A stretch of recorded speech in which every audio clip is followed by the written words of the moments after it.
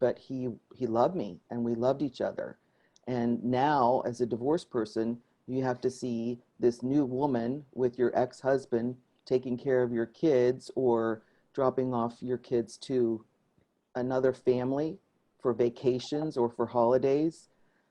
That's a real grief. You're doing good, guys. You're awake already. I like this. Pets, you would not be, really, pets are so dear to our hearts. It's really hard. Who else? Well, let me just ask you this. Is there anyone who doesn't grieve? No. That's why it's so important that we talk about this, because there are topics that hit only a certain population, but grief hits everybody. And so I love that you showed up to figure out how you can help people that are grieving. Okay. Let's talk about, why is it important to grieve? Why would you think it's important to grieve?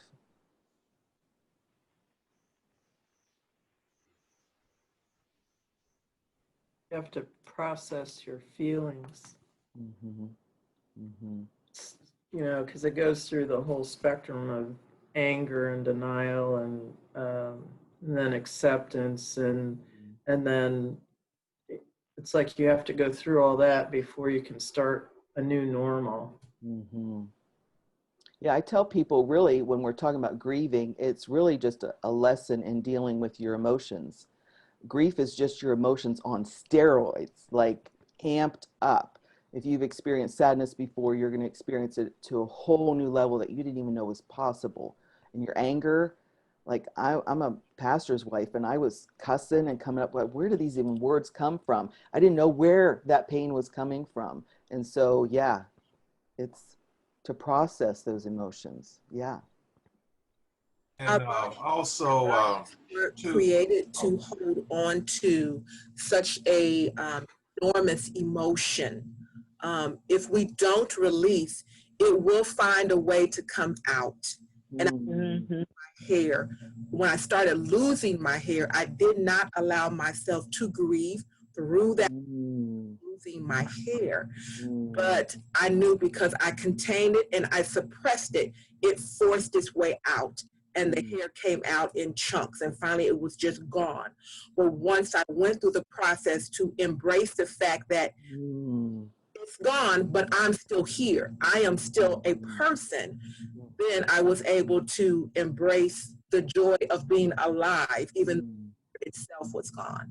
That's beautiful. That's beautiful. I was going to also say too that, you know, grieving is a way of release also, because I know for myself, I was grieving the loss of both parents 9 months apart in 1996. That was real difficult time for me at that time in my life. Not only that, but I had other things that were going on too in my life, so it kind of like compounded everything. So also with the tears, and then like you say, you have the anger and then the sadness, and you know, you're on a emotional roller coaster. You're up, you're down, and then you're down and you're up, and sometimes you don't know how you're feeling. So yeah. No, Ronnie, you bring up a really good point, because typically we're not just grieving one thing at a time. Yeah. You know, in my situation, I'm a widow. I was grieving the loss of my husband, but I was also so very aware of grieving for my girls that didn't have their dad, and my mom, who didn't know how to grieve the loss of her son-in-law. I mean, it's usually compounded. There's not just a simple, I'm grieving one thing. Yeah. It's multi-layered. Yeah, because I know for myself, my experiences, not only grief of losing parents, but also bad marriage, financial difficulties. Right. All at the same Piled time. up on So top. that was just a total mess. Thanks to God, I was able to endure. But over time, grieving parents, it got a little easier, but still that hole is still in your heart. It remains with you. But over time, it got better. But you can't put any time limitations on grief. And then everybody grieves in different ways. For sure. So, everybody don't grieve the same. Some may need to be embraced by others, or some might just want to be alone or don't be bothered with anybody. So it's just different for everybody. That's my There's thought on that. in some cases, there's a certain amount of anticipatory grief where you know something's coming. In the case of my wife, when she passed away, we knew that we only had so much time. And so when I attended my father's funeral a few months before my wife died, someone noticed how grieving I was. And I said, I'm not crying for my dad. I was thinking of what was going to happen with my wife in just a few months' time. So some of that can really start to eat away and exhaust you also, is grief ahead of the fact, For sure. anticipating that loss. Yeah. You know the tsunami's coming, and so you're preparing yourself for it. Yeah.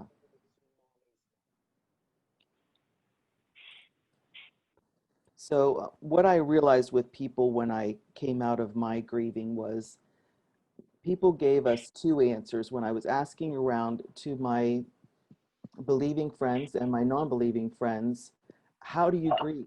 Like, how do we do this?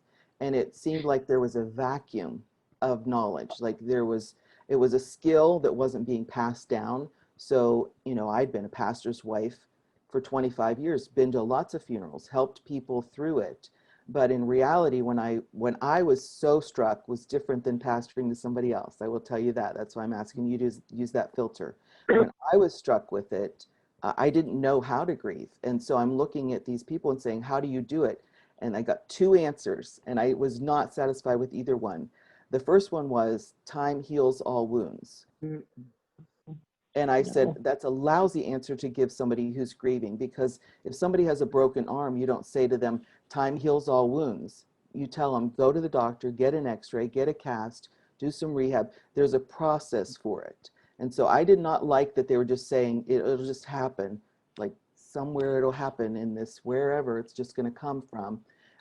That was too frustrating for me. I wanted real answers. And so that's why this book came out that Roz is talking about.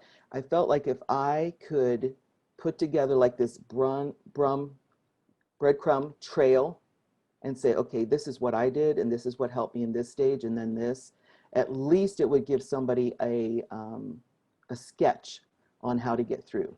So when people get my book, I tell them, you're not going to buy everything in the book.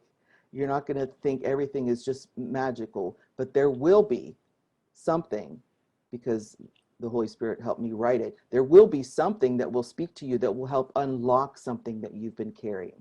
I can money back guarantee that there will be something. And I felt like that was so important, because don't just tell people time heals all wounds. And then on the other end, like the exact opposite, people said to me, you'll never get over it. You'll always have a hole in your heart. It's just you never get over it. And I thought, well, I don't believe that either, because, you know, God says that he will lead us through the valley of the shadow of death. So he doesn't leave us in that valley, he leads us through it. And so that's why I went to the trouble of writing this book, because I had no idea I was writing a book. This is just me grieving and being honest with my own journey. And then at the end of the first year, I said, God, if you can help me put this together in a way that somebody could understand what I'm talking about, and just walk them gently through a couple tips. If I could sit down with somebody and I had, you know, a few minutes with them, what would be the top 5 things I would tell them? And that's what I wrote in the book. These are the top 5 best selling tips that I can give you from my heart to yours to share with people, so that we can help people, because we know who's grieving, we figure out what they're grieving, but how to grieve. And that was the big mystery. So this first part, we're going to talk about the practical part of grieving. So I came up with an acronym, and Roz, I'll let you go ahead and put that up. Kristi, Yes, honey? Kristi, excuse me. Yeah, May I please ask you how long you've been a widow? sure. I'll go ahead and tell that story first, Roz. So Okay. my story is important for you to know, because then you'll know that I know what I'm talking about. But when I give people the book, I told them I didn't write this, and it doesn't tell a lot about me. It tells enough about me that you know I know what I'm talking about, but it's really not about me. It's about you and how to put yourself in that story and walk through it, how to empower you. But I'll tell you my story first. So it started out an ordinary day. It was a Tuesday. It was October 4th. We talked about, beautiful fall day. And my husband was a pilot and a pastor. So that morning he'd gone flying. He washed the car, came home. We went to our one daughter's tennis match. And then he had a business meeting that night. He was going to leave. I think they left about 6 o'clock. He's going to be back by 9:30 or so. And he went to the business meeting. His buddy was driving and he was in the passenger seat. So on the way back from the meeting, it's about 9:30, he turned to his buddy. He was almost home, like in our cul-de-sac, but not quite to our driveway yet, and said, "Man, I am just feeling so tired all of a sudden." And Dave said, "Well, just put your head back. We're almost home." And by the time they got to our driveway, which was probably about 10 driveways later, Mike was gone. Dave did the horrible knock on the door that you never want to hear. That's just like, there's something wrong with Mike. Something wrong with Mike. I don't know what's going on. I can't wake him up. I can't wake him up. And so we went out, and there was my daughter who was 15 that had just played tennis, and my daughter who was 17, who was a senior. And the three of us went out in the driveway to help Dave. And immediately when I saw him, I knew he was gone. Like, Mike was 48 years old, a marathon runner, lit up, kind of like a Roz or Wayne person, like big personality. And when I saw him, I knew he was gone. There was just something that spoke to my spirit that he's gone. Now, luckily, we had a doctor that lived 3 doors down. She came out in her robe and started working on him. And we had a fire chief down around the corner. He got down there, started working on him. And of course, we called 911. And the girls are observing all of this. And I am praying in angels, Mary, Jesus. I am calling in all of heaven. Prayer warrior went into full, like, bring him back, Lord, bring him back. And was when the paramedics showed up that I started getting that feeling of, like, I'm not sure he's going to come back. And so the paramedics kind of moved us up away from the trauma because they were going to do the shocks on his heart. And I thought, well, maybe that'll do it. And so the girls and I went up closer to the garage. He was down at the end of the driveway. And we just started praying. And then the 2 neighbor ladies came over. And we stood in this circle of just violent praying, just fervent praying. And a little bit into the prayer, I can't even explain what happened, but it was literally like this peace came down over me. And I can tell you, I still feel it. I still get chills about it. And I felt in my spirit, God saying, I've got you. I've got you. I've got the girls. And I've got Mike. But the way that he said, and I've got Mike, I knew he was saying, I've got Mike here. I've got Mike with me, but I'm going to be with you. I'm God. I can do both. I can be with you and your girls, which was my primary focus right then. And I'm with Mike. And that peace that he gave me was what allowed me to get in the car and go over to the hospital. And we sat in the waiting room for 45 minutes because the doctors knew that there are 2 teenage girls out there, 15 and 17, that they don't want to come out and tell their dad's gone. And so they worked for another 45 minutes and then finally just said, he's gone. So the hardest part of all of it was when the doctor came out and told us, and the screams that my girls just from the deepest, darkest place, just was horrible. And then we have to go home. I'm like, what do you mean we have to go home? It's like, can he go home with this? It was just such a shock. And we talk about shock and denial. It was such a shock that he was gone. My brother-in-law came in with me to see Mike, and we prayed over him and everything. And then it was like, okay, now we go home. So I got home 2 hours later. And my life was never the same. And so I'll walk you through what I learned and how it can help you. But mine was a sudden grief. And Jonathan, you're talking about more of a grieving process where somebody has an illness or something. But there are those times when there's a car accident or there's a, and I said to the doctor, what happened?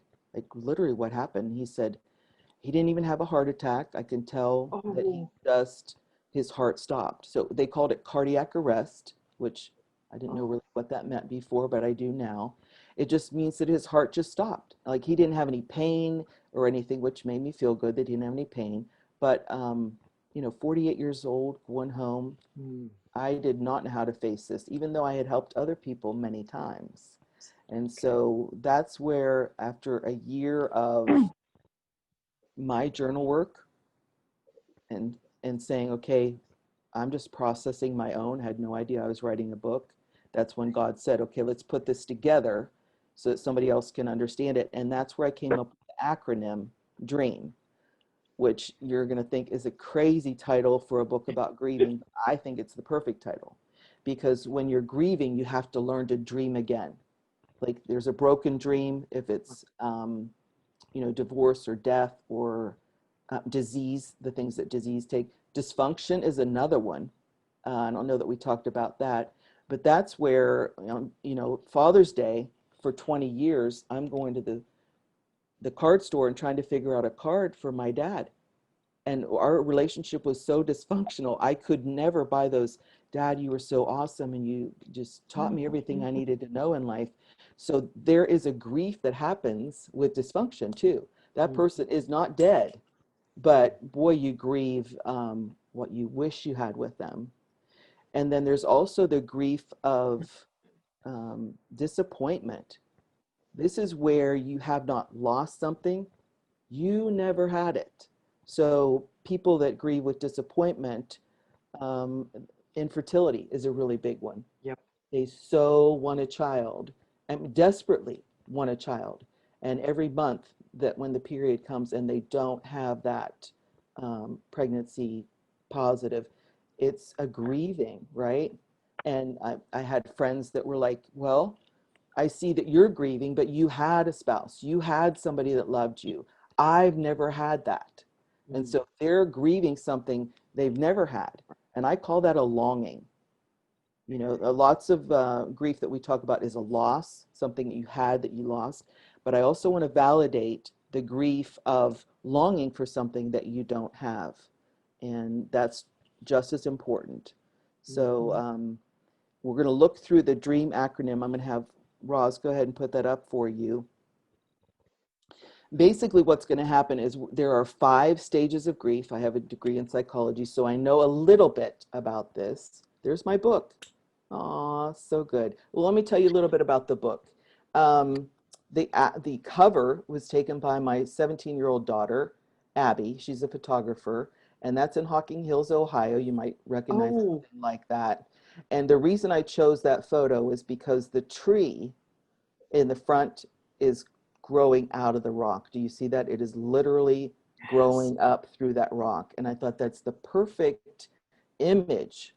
It's neither masculine or feminine. It wasn't too girly or too guyish. It was just nature saying, God saying, no matter what you go through, you will be able to rise above it. And that is, that's his promise to us. And I've seen it. I know it's true. And then my other daughter, Faith, I was at the time not very good on the computer. And actually when I write, I do so much better when I use my hand and it comes out that way. So I had written these 48,000 words and my daughter, 15-year-old, put them into the computer and so I could edit them and work on them. So this is a labor of love from us. I love the size of the book. It's, I could show you. It's about the size of my hand. Oh. And so it's just palm size. And I tell people that I did that on purpose because I want you to put it on the back of your toilet. Because if I give you a grief book and tell you to go home and read it, it is not going to happen, right? No, I could tell you I got 8 grief books and I read one of them. So what I did was I said, put this on the back of your toilet. If I go into your house and and people have it on the back of their toilet, I'm not offended. I'm actually just, I love it because that means you're reading a little bit each day. And so each of the pages have a thought, maybe a half a page long, maybe sometimes a page and a half long. And I did that on purpose because a griever's mind is shredded, right? Can't hardly put two thoughts together. And so it can't be too intellectual. It can't be too heavy. It's written more like a devotional, very practical. Just read this page and a half while you're on the potty, and then that'll be like an IV drip. And it's amazing, a month from now, 2 months from now, 3 months from now, the amount of medicine that has got into your heart just from reading a little bit each day. And so, and the cover is really soft. It's lovely. So, when you're in that hard spot, yeah. So it's our little family project, and it's from us to you. But let's talk about the DREAM acronym. So there are 5 stages of grief. And let me show you what I'm looking for. I'm looking for this one, Roz, that has the letters on the side. Yep, great. Y'all are awesome. So the first stage we're going to talk about is denial. We've already kind of talked about that a little bit. It's shock, right? And what happens when somebody's in denial? Tell me a little bit about what you have experienced yourself or you see people going through. How does denial show up?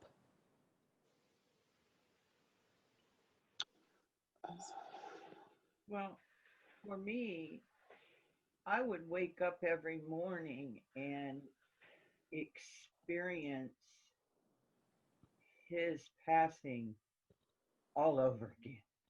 It was like I would wake up and um, it was like I couldn't believe he was gone. And I guess I kept doing it. It was like Groundhog's Day. I just kept doing it over and over for months. I know when Mike died, we just parked his car out front. And every time I would come home from the grocery or from somewhere, I'd think, oh, he's back. Because he was a pilot, he did a lot of traveling, and I think, oh, he's back. And so that was one of the first things I had to let go of was his car because it was really hurting me to see it. And it wasn't helping me, which that's what grieving is. It's doing what helps you, not what hurts you. And, but yeah, that denial. My husband's name was Mike also. Oh, good. That ironic. Uh-huh. That's wonderful. I just kept busy a lot, Kristi. When my husband passed, he, I think in the United Methodist Church, you all call it a superintendent. We call it a presiding elder. Okay. So at my husband's funeral, they appointed me to finish his work for the conference year. Goodness. Whoa. So I was working. I was working in corporate America. I picked up his work as the presiding elder over the district. So for the next probably 3-4 months or so, I just kept it at full steam ahead, and between the job and his work and our work at the church and the kids, I would just keep going and then just go home to the empty house and shut myself down. So I think my denial was just work, and then collapse, and work some more and collapse. And that was what was hard about being in the church and being at that level, because even trying to grieve was difficult because people looked to me to be their strength because all of the members in the district was grieving him. So it took a long time to get to that point. I actually had to go to a grief counselor for somebody to help me work through it because, people were looking to me because they missed him so much to help them with their grief. I can relate to that, Keitha, because Mike was a pastor in a big character in our hometown. And one of the things that was so hard for me is, as much as I loved people caring for me, I couldn't go anywhere without somebody saying, "How are you doing? How are you doing? How are the girls?" So, like going to the grocery store would take like double the time because I'd get stopped, several times along the way. And even though that was caring, I just wanted a break. It was too much. So I get you trying to keep busy. Mm-hmm. Yeah.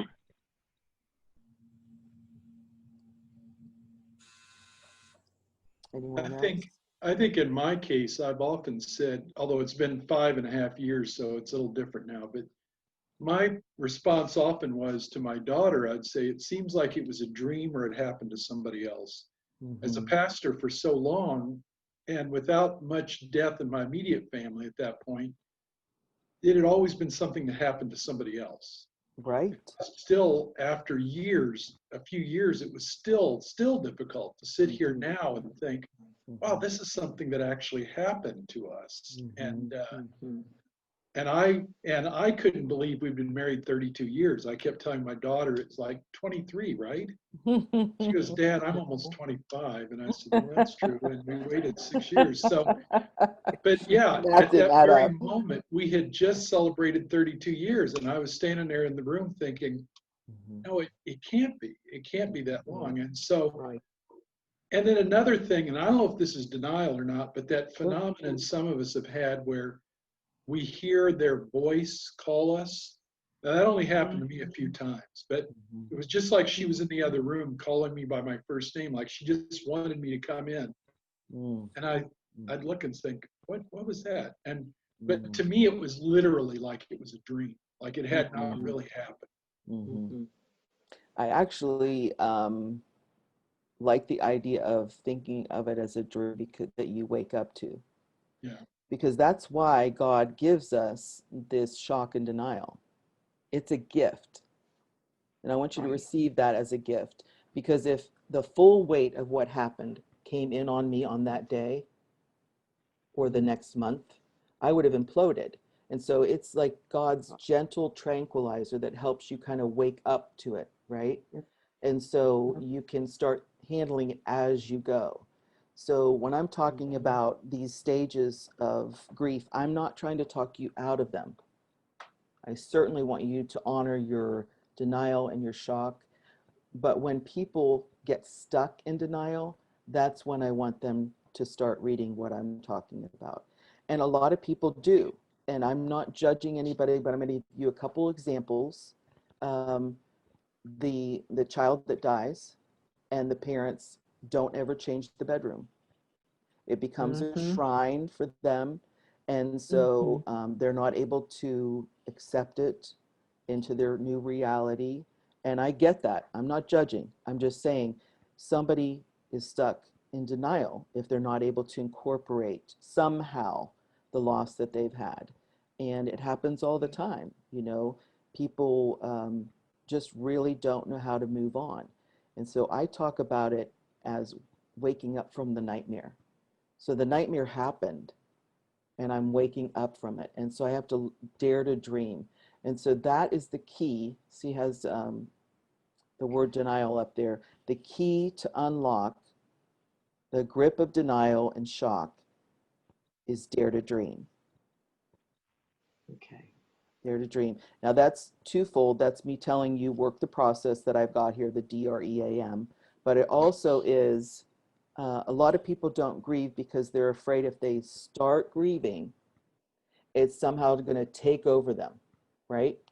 It's going to be, they feel like if they start just going into that pain, it'll be like this deep, dark, endless cave, and they'll never be able to get out of it. And so that's why at the very beginning, when we're talking about denial, I want to infuse that dare to dream. That's the D letter of our dream acronym, dare to dream. And it's just putting hope in. That's really what it is. Just putting a light at the end of the tunnel. It's not a cave, it's a tunnel. You will get through it. And it's so important to have that imagery. I actually have people write out their definition of hope right away. Like start thinking about hope, start thinking about how you know you're going to get through it. You have no idea how, but because of God's promises, you know you will. And so you don't have to worry about how you're going to do it. You just know that you will. You just hold on to that truth and let that speak to you. So the first part is just learning to have the smallest dream. And by that I mean waking up the next morning and brushing my teeth, or actually wearing clothes that day instead of pajamas. It's just those little things that you do to kind of wake up to the reality of what's happened. And it's a hard process. That beginning one, a lot of people actually get locked up right at the beginning and aren't able to let in the grief that they have. I'll tell you a story. What happened with me about a year after Mike died, I was invited to go to a wedding. I will tell you, a widow going to a wedding is about the worst thing that can happen, okay? And it's a year later, so I'm still very fresh. It's on his birthday. The wedding is on his birthday, double whammy. And we were young life leaders, and it was two of our kids that were getting married. And so my daughter was in the wedding. I mean, there was no way that I couldn't go, but boy, it took a lot for me to get there. And so I get through the wedding, I get through the reception, people were out there dancing, and I am just so relieved that I made it through. And I'm sitting there having my cup of coffee and my favorite, which is the white cake, right? I love the white cake. And I'm just having this treat, and I'm watching the young kids dance and everything, and it's wonderful. And then I heard the DJ say, I need all the single ladies to come out on the dance floor. All the single ladies, 5 minutes. The bride's going to throw the bouquet. And I'm just sitting there drinking my coffee and having my cake. And then it hit me like that, like a lightning bolt. I was a single lady. Now, for 25 years, I'd been married. I knew how to be married. I did not know how to be single. And the fact that it came so quick on me like that, I was in my shock and denial, right? So it woke me up. It literally woke me up. And I thought, you know what? Nobody is going to yell at me to get out on the dance floor, because everybody was aware of everything. But I had a choice. And the choice, you'll have those defining moments when you can lean into the pain, or you can back off from it. You can lean into the healing, or you can stay in the hurt. And that was a defining moment for me. So I went out on the dance floor, and it's full of all these blonde, young 20-something girls with their boobs all pushed up, and everything's looking great. And I'm old lady. I'm just old lady out there, 48, 49 at this point. And I'm feeling, there's a smell of hairspray around. It's just, picture that. And behind the quarterback, she literally hiked the ball to me, came directly to me. I was like, oh no. And I grabbed it, and I was like, ah. And then I realized somebody else had a hold of it. And I was like, oh no, you don't. And I was like, and I bumped her out with my big lady hips, and I bumped her out, and then I turned, it was my daughter. That's I funny. bumped my daughter out of the way. But then everybody celebrated. I did this horrible like end zone thing where I ran around the whole thing, and it was great. And then after that, we all started dancing. And that was literally when God talks about mourning into dancing. I mean, that's about as literal as I've ever seen it. Like, he took me from mourning into dancing. And that was the first time my girls saw me happy again. Like the first time we heard my real laughter again, because it's so heavy for the longest time. And so it's so important that we hold on to hope, and that anytime we have that opportunity, that we can lean into hope and say, okay, this is a new reality. I'm coming out of, I'm not a married lady anymore. I am a single lady. And embrace that it's powerful. And so I give you 2 D's for the price of 1. It's dare to dream and dare to dance. And that's why I told you at the beginning, I have, some of you might not have heard this. When I do talks for widows, I have a song that I play from Johnny Swim called Diamonds, and it's all about going under, hard pressure, and how there's beauty that can come out of that. And I actually get them up dancing.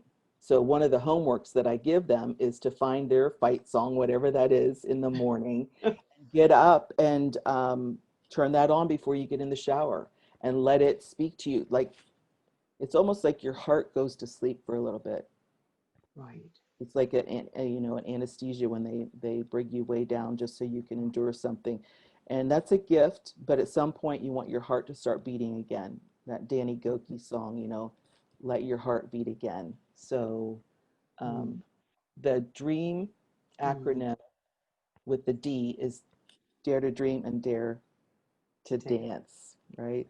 And then I'm going to move on to, Kristi, go I ahead. just wanted to ask one more thing. Yeah. You're talking about being single, and I've wondered about that. I remember thinking at one time, how long do I have to keep checking widowed whenever I fill out a form? Right. And what does that say to us in terms of our identity? You Great. go to a new doctor, you go to something else, you're checking widowed, and you're like, well, is that just for 2 years or 3 years or 5 years? Is it for a lifetime? What? I know. How does that affect our identity? And Agreed. It can keep us feeling like we're actively grieving, when in a lot of ways we may be more healed. And so it's kind of like taking the wedding rings off. When you get divorced, you take those wedding rings off. But when somebody dies, when do you take the wedding rings off? It's that same kind of thing. When am I no longer married?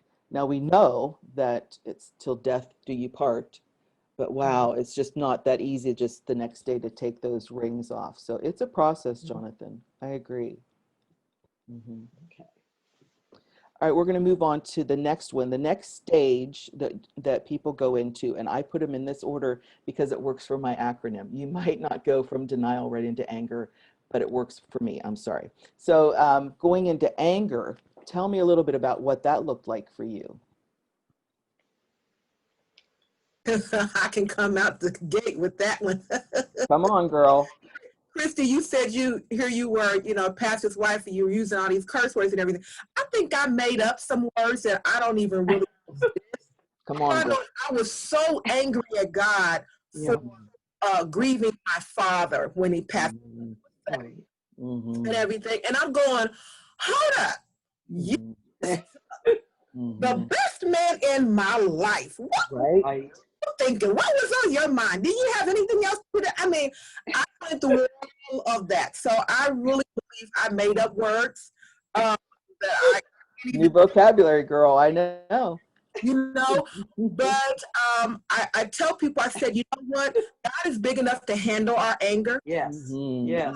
So allow it to come out, because that's acknowledging that that's another pain, another emotion that exists, and it is okay. It's okay. You don't have to be like, well, because I'm a believer in God and because I'm not supposed to be angry. Who said? Where in the Bible does it say that? Show me. Where does it say that we cannot be angry? Angry with the situation against the pain. Right. But the Lord will get us to the place where one day, may not, but one day we'll see how all things are working together. Space right then and there, hey, nobody accept that because I didn't. And it was a process. But now that anger to come out, and I'm going to the Holy Spirit just say, you're okay. I got you. Let me have it. Come on, bring it, girl. Bring it. Take your earrings off. Let's do this. I love that. I love that. Oh my gosh. Well, when people are in this stage, and a lot of people, it's mixed. I'll tell you, women usually get stuck in anger because it feels way more powerful than sadness.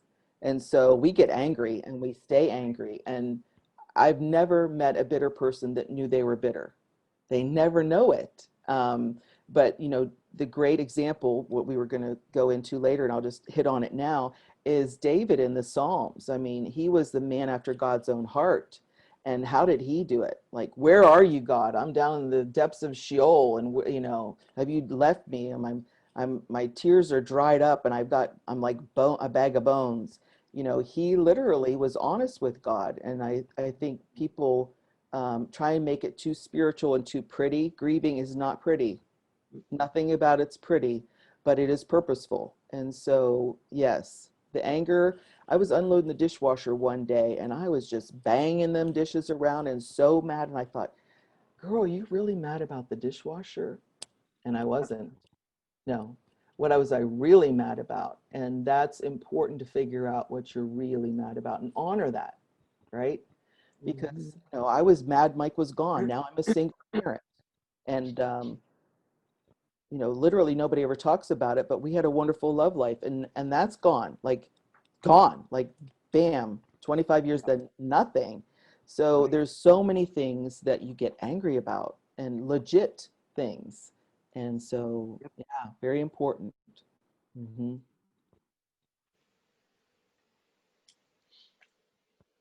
Let me go ahead and give you the key to this, because I think we kind of understand what anger is about. What I tell people is really important to feel your anger, but I want you to write this down. Feel your anger, but don't feed it. Big difference. Don't throw gas on it. Don't put another log on it.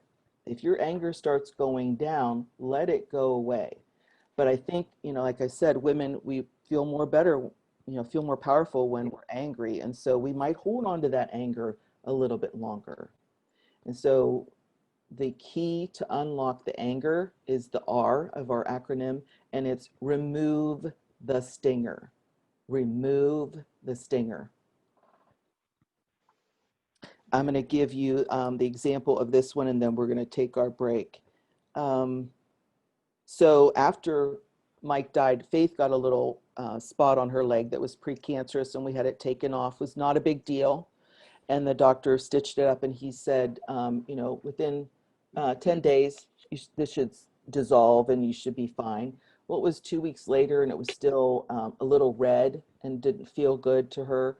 And then it was 3 weeks later, and I was like, we need to get you back into the doctor. And we took her in, and he said, the stitch didn't dissolve. It was supposed to dissolve. It didn't dissolve. So no wonder it's still inflamed. Okay, you get a bee sting, and that stinger stays in there, no healing happens. It actually gets worse, right? So it gets red and inflamed and pussy, and it can lead to an infection in your whole body. So you have to remove the stinger. Now with anger, the way to figure out what your stinger is, because we don't know what's really making us bad, it was not the dishwasher, I can tell you that. Just go through the process of asking yourself, why? Why am I so angry? And I'll give you my example. Why am I so angry? Well, this seems obvious. My husband's dead. What makes you mad about your husband being dead? Well, now I have to raise the girls by myself, and that's too much for me. I just can't do that. I was used to a partnership. Okay, what about not having a partnership hurts you? Well, you know, I lay in bed at night by myself, and that hurts. Like physically, that actually hurts me. It's not just a mental hurt, it's a physical hurt. Okay, well, what else makes you mad? And I got down to it. Keep going, and then when you get to the stinger, you'll know it, because you'll probably cry. You'll probably go, oh, there it is. And my stinger was that I didn't like this whole idea. I wanted to grieve and put a bow on it and then be done. And I knew that, okay, the girls are coming up for graduations. He's not going to be there. When they get married, who's going to walk them down the aisle? When they're going to have our grandchildren, he's not going to be there. He would be a great grandpa. So I had to grieve, allow myself to figure out how to grieve all those moments that were coming. And so the girls and I made a pact together. When something was coming up that we were getting angry and anxious about, we would talk about it ahead of time. Good. Don't wait till the Thanksgiving table to talk about it. Talk about it ahead of time. How are we going to handle this? What do you girls need? What do I need? And by doing that, you take the power out of it. You do not let death have that hold over you. Now you acknowledge it, but you simply say, you know what? I'm not going to let it have that level of power. So the way that it played out was very powerful. Abby got engaged 2 years after Mike died, and she was 19, and everybody was not even excited for her. When I like literally took the air out of her, because people said, who's going to walk her down the aisle? Like, instead of saying, that's awesome, so glad you and Jared are awesome, they said, who's going to walk you down the aisle? Who's going to walk you down the aisle? And it was just bringing in this stinger, right? So we talked about it, and she prayed about it, and it could have been a grandpa, an uncle, a friend. I could have walked around the aisle. Do you want to walk down by yourself? Just all these options. And in her doing her own anger work, she said, Mom, I want to walk down the aisle by myself, because all the love that Dad put into, because he loved those girls, he was a great father, all the love that God's put, that Dad, Mike, had put into them, is going to carry me down that aisle. He will be with me. And so that was our game plan. And she chose this beautiful, transcendent, powerful song. We practiced it and practiced it. Okay. And then on the day of the wedding, everybody's coming in and they're all pensive, like, ooh, this is going to be rough. And oh my gosh, Mike's not here. And it's just going to be so horrible. And so the song started, and all the girls made it down to the front of the auditorium. And then the doors closed, and there was that big moment where the bride was going to come out. And you could feel the tension in the room, like palatable tension in the room. And when those doors opened up and she walked out, it was like she walked a runway. She was head held high, felt Mike with her, like Mike was on one arm as her dad, and God was on her other arm as her father. And it was like literally people went, oh, it took their breath, like, wow, wow, wow. And that's what can happen when you do your anger work. You can have remove that stinger to make a moment that could have been, in reality, that moment could have been the hardest moment of the day, and yet it was the most transcendent moment. So really important to remove the stinger. I went to church with this guy who was a counselor for Rise Learning Center for 50 years or something like that, or 40 years. And basically Rise helps with special needs kids. And he put it like this: when it comes to life, it's kind of like a closet. It's like full of shoe boxes. There's no clothes in it. And the problems you've had in your life, or issues or things, they don't ever really go away. They just get put in a smaller box and put back in the closet. And time only dulls the box, but it doesn't dull the pain of opening it. And it just never really goes away. But the better we deal with it each time, the lessens the hurt. Joshua, I would put it this way. When I'm dealing with people, I want them to heal enough that the open wound is closed, and at some point it becomes a scar. And so we can talk about things and we remember things, but we're not wounded again by them. We can look at them and be like, yes, I got through that and I remember that pain, but they're not re-injuring themselves. And that's what the dream process helps you do. Quit re-injuring yourself and being able to move into that healing. It's so important. Well, I had a lot of anger because I was dyslexic. And so just the rage I had against the world and how people seem to treat me. I mean, a friend of mine saved my life by showing me that it's not a mountain, it's more like a wall I needed to get over. But I held all that anger in for a very long time. Oh yeah, we do. And it took me a long time to get rid of it because it's such an visual culture, like writing and everything has to be written and turned in.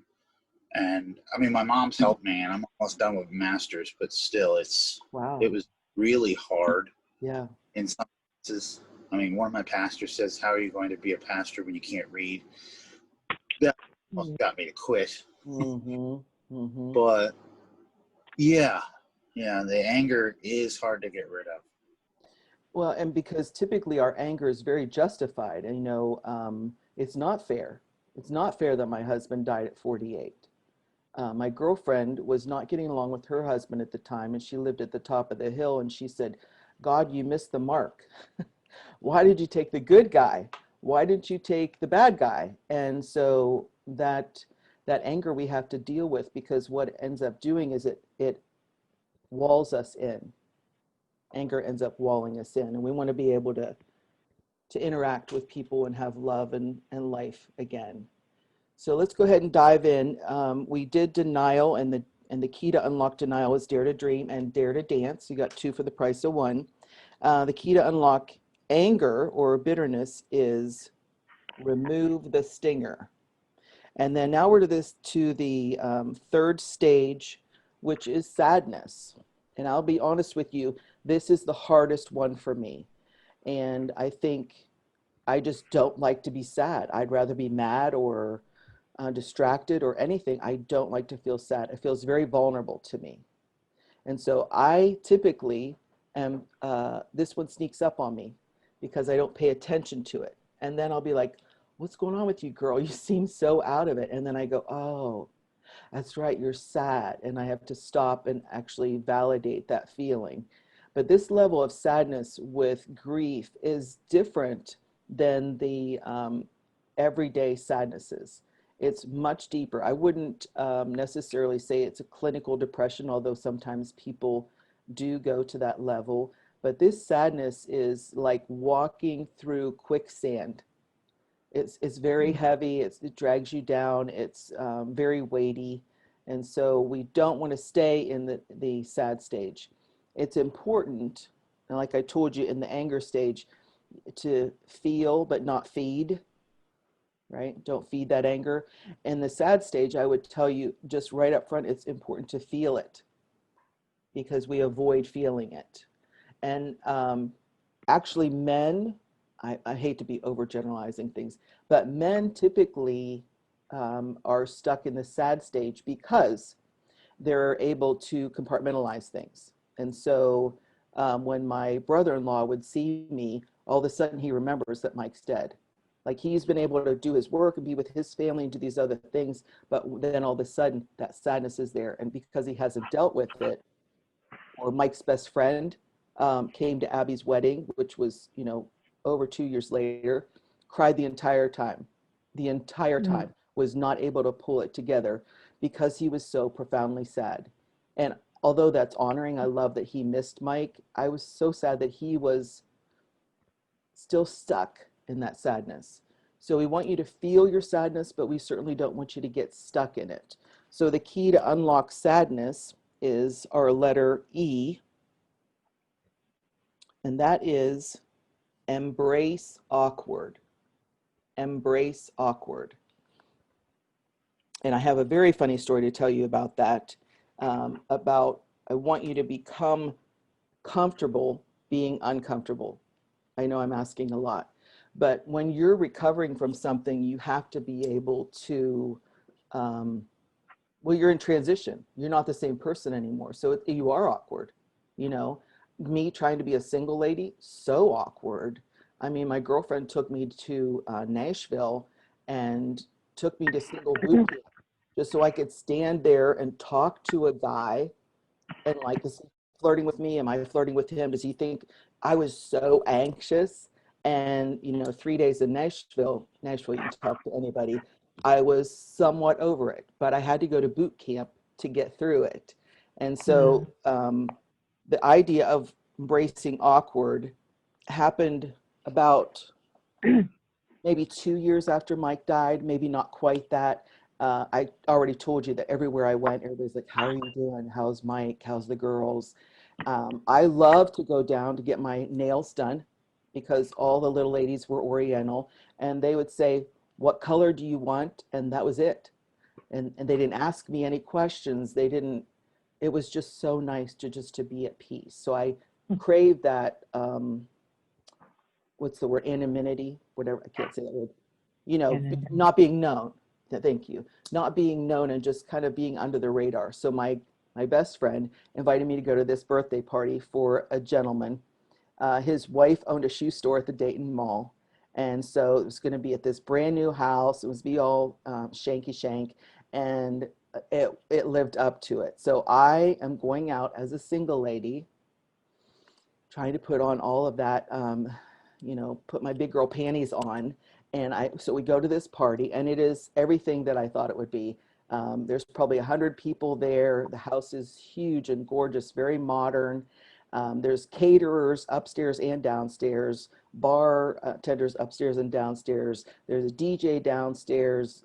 It was magical. It was wonderful. And I was just like, nobody knows me. I only knew the girlfriend that invited me. And then I knew another couple, husband and wife, just a little bit, enough that I knew somebody else at the party. So we go in, and I am having big fun, and we do the tour of the home. And of course, she had, owning a shoe store, her closet was magnificent. I mean, it started out with the white shoes, but it was tennis shoes, then low heel, then high heel, then boot, and then off-white. Same thing. Like, the room was like a rainbow of gloriousness. Just to see that room was so fun. And then we go downstairs, we get our drinks and our food, and then I go to the bathroom. My girlfriend has just been in there. So it's this little half bath downstairs. And then I go in, and I realize that the door doesn't lock. But you know what? My girlfriend was just in here, so she knows that it's, you know, it doesn't lock. She'll stand guard for me. So I get on the potty, and I sit down, and I'm just all like, oh, girl, look at you. I'm so proud of you. You're doing the hard things. You're out here as a single lady. And I just, and then in walks the best looking man in the house, like literally beautiful Greek goddess kind of guy. Okay. God, not goddess. The bathroom is this big. Here is the sink. Here's me on the toity, and here is him. He just like opened the door, and his face is right there. Now he is got this olive skin, slick back, dark hair. His shirt is pressed. Like, men don't even press their shirts anymore. It's very unusual. He's got it crisp. He's got cufflinks. Oh my gosh, cufflinks. And then black pants and these beautiful Italian shoes. I saw all of that in the same time that he saw all of this. And let me tell you, it was not an even exchange, because I was wearing a dress, which is too much information, gentlemen, but I'm sorry. A dress, you have to actually sit down and pull things up. And I had my little toilet paper in my hand. Like, he knew, does she wad her toilet paper up or does she fold it? He knew this information that quick. And I was so humiliated. He's the deer in the headlights. So he's like, what am I going to do? Oh my gosh. And then I'm like, close the door would be a good idea. Just close the door. So he like backed out, horrified, and backed out. And then I sat there. And have you ever had a situation where all of the energy that you had, like all of the vibrance and the strength that you had, was literally zapped in 20 seconds? I was gone. I was done. It took everything out of me. I'm like, okay, all right. All right, well, I'm going to go home now. You know, that fight or flight kicks in. I'm going to go home now. And it's okay, because nobody knows I'm here, right? They don't know me. I'm anonymity, whatever that word is. I'm under the radar. So if I sneak out the back door, they're not going to be going, where's Kristi? What happened? Is she okay? They're not. So that was my game plan. So I pulled up my big girl panties, and I stood in front of the mirror, and this thing came before me in my mind. It's like, why are you leaving? You know, why did you come? Well, because I wanted to have a great time. I need a great time. Well, why don't you go do that? Well, because Mr. Sexy Man is out there, and it's going to be so awkward when I go out there. Are you kidding me? Right? And so it was, again, those defining moments when you can shrink back into your sadness, or you can move forward. You can shrink back in your anger, those defining moments. And I knew it. Like, it was I would have been able to give myself grace and go home, no problem. But there was something in me that said, I think you can do this. So I went out, talked to my girlfriend. We had a great laugh. She's the one that helps me laugh at everything. We laughed about it. And then I said, I'm on a hunt. We have to go find that man, because I am not going to be standing here with my little drink and my food and looking around like, where's sexy man? Where's sexy man? So awkward. I cannot do that. So I embraced the awkward. And it was this super modern house. So the first floor where I came out on the bathroom, he's not down there. I'm like, okay. So I'm going to go upstairs. Well, it's one of those staircases that doesn't have the tread, so you can kind of see through every step as you go up. That was me, like step, pause, step, pause. And then I saw him when I got to the top of the steps. He was over across the room by the fireplace. And I just walked right over to him and said, hi, I'm Kristi Smith. I think maybe we should meet. And it diffused everything. It like took all of the power out of it.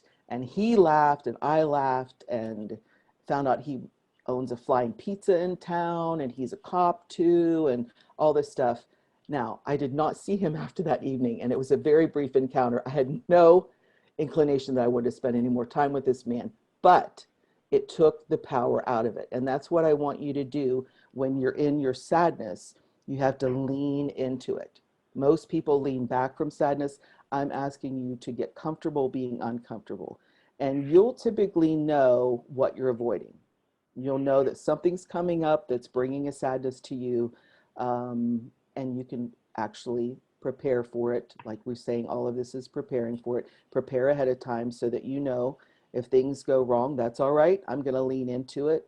I don't know how to be a single lady. I'm just going to figure it out. So that embracing awkward is the key to unlock the sadness. And it's a very powerful key. Let's go on so I can finish these out with you. Stage number 4 is what I call bargaining.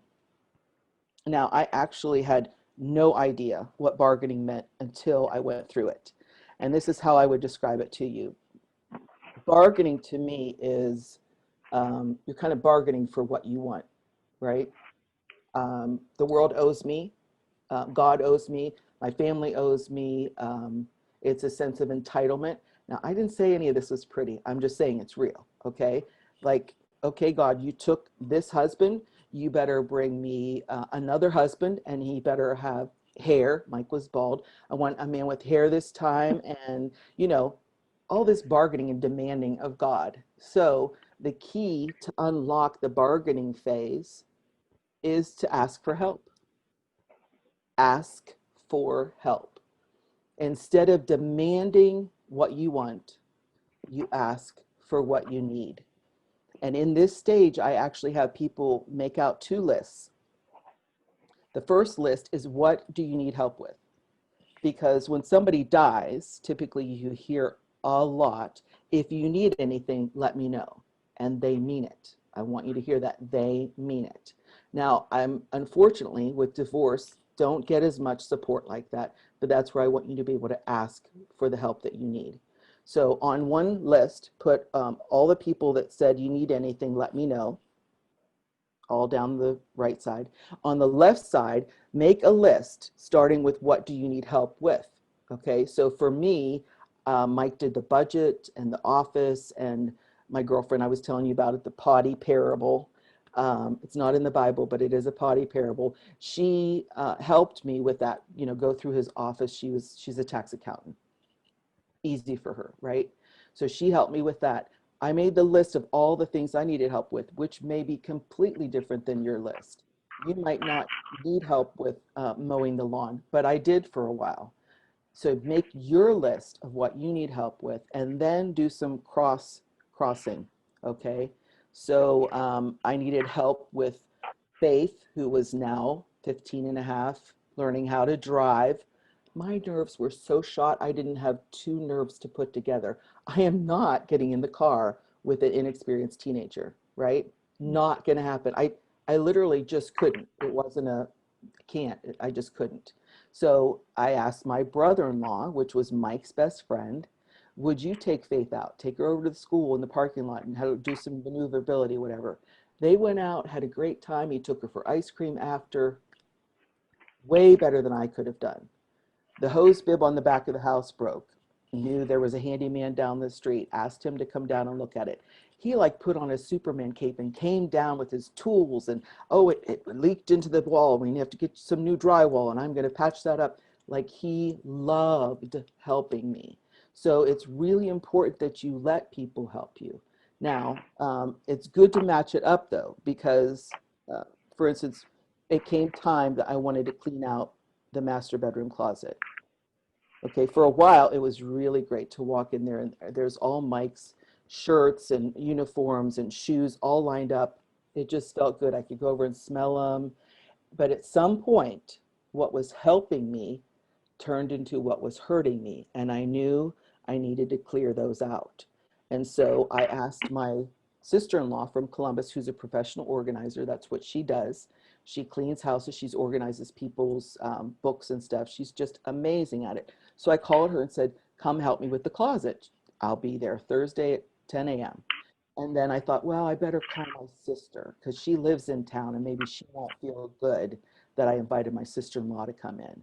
So both of them show up at 10 o'clock and my sister-in-law is ready, game on. She's got boxes and bags and she's got it all organized. We're going to do the stuff you want to keep. We're going to take that down and put that in the closet and let that be, you know, you can go visit it anytime downstairs.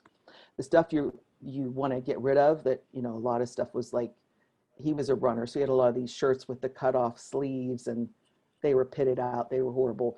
You just want to let go of those. And then the stuff that I don't know what to do with, let's box those up and put it downstairs. You can do it another time. You don't have to do it all right now. The goal was to empty the master bedroom closet. So my sister-in-law came in with game plan and she was ready to execute. My sister came in and cried and stood there in the closet crying and crying.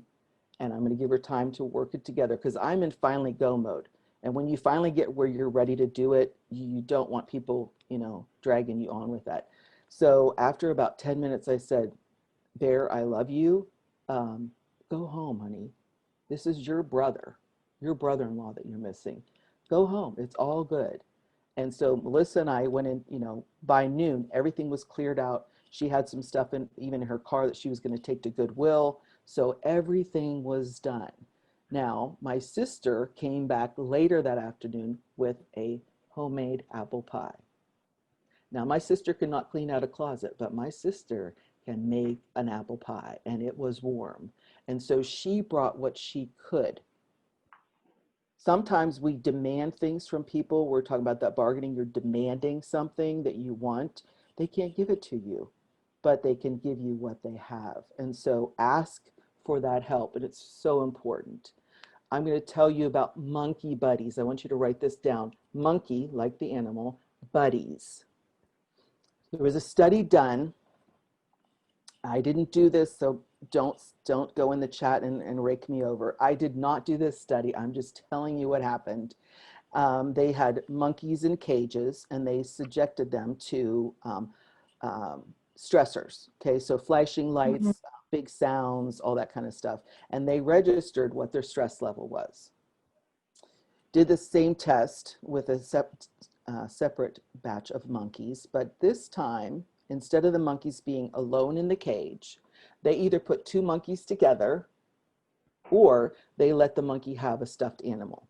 And they did the same thing, same stressors, lights flashing, big sounds, and they registered their stress levels. And here is why I want you to remember this study, Monkey Buddies, because the monkeys that were by themselves had double the stress than the monkeys who had another monkey with them or a stuffed animal. The idea of being alone intensifies our pain double.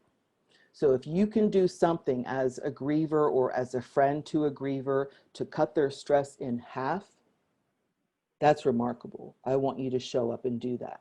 So sometimes people will say, you know, if you need any help, let me know. You might offer like,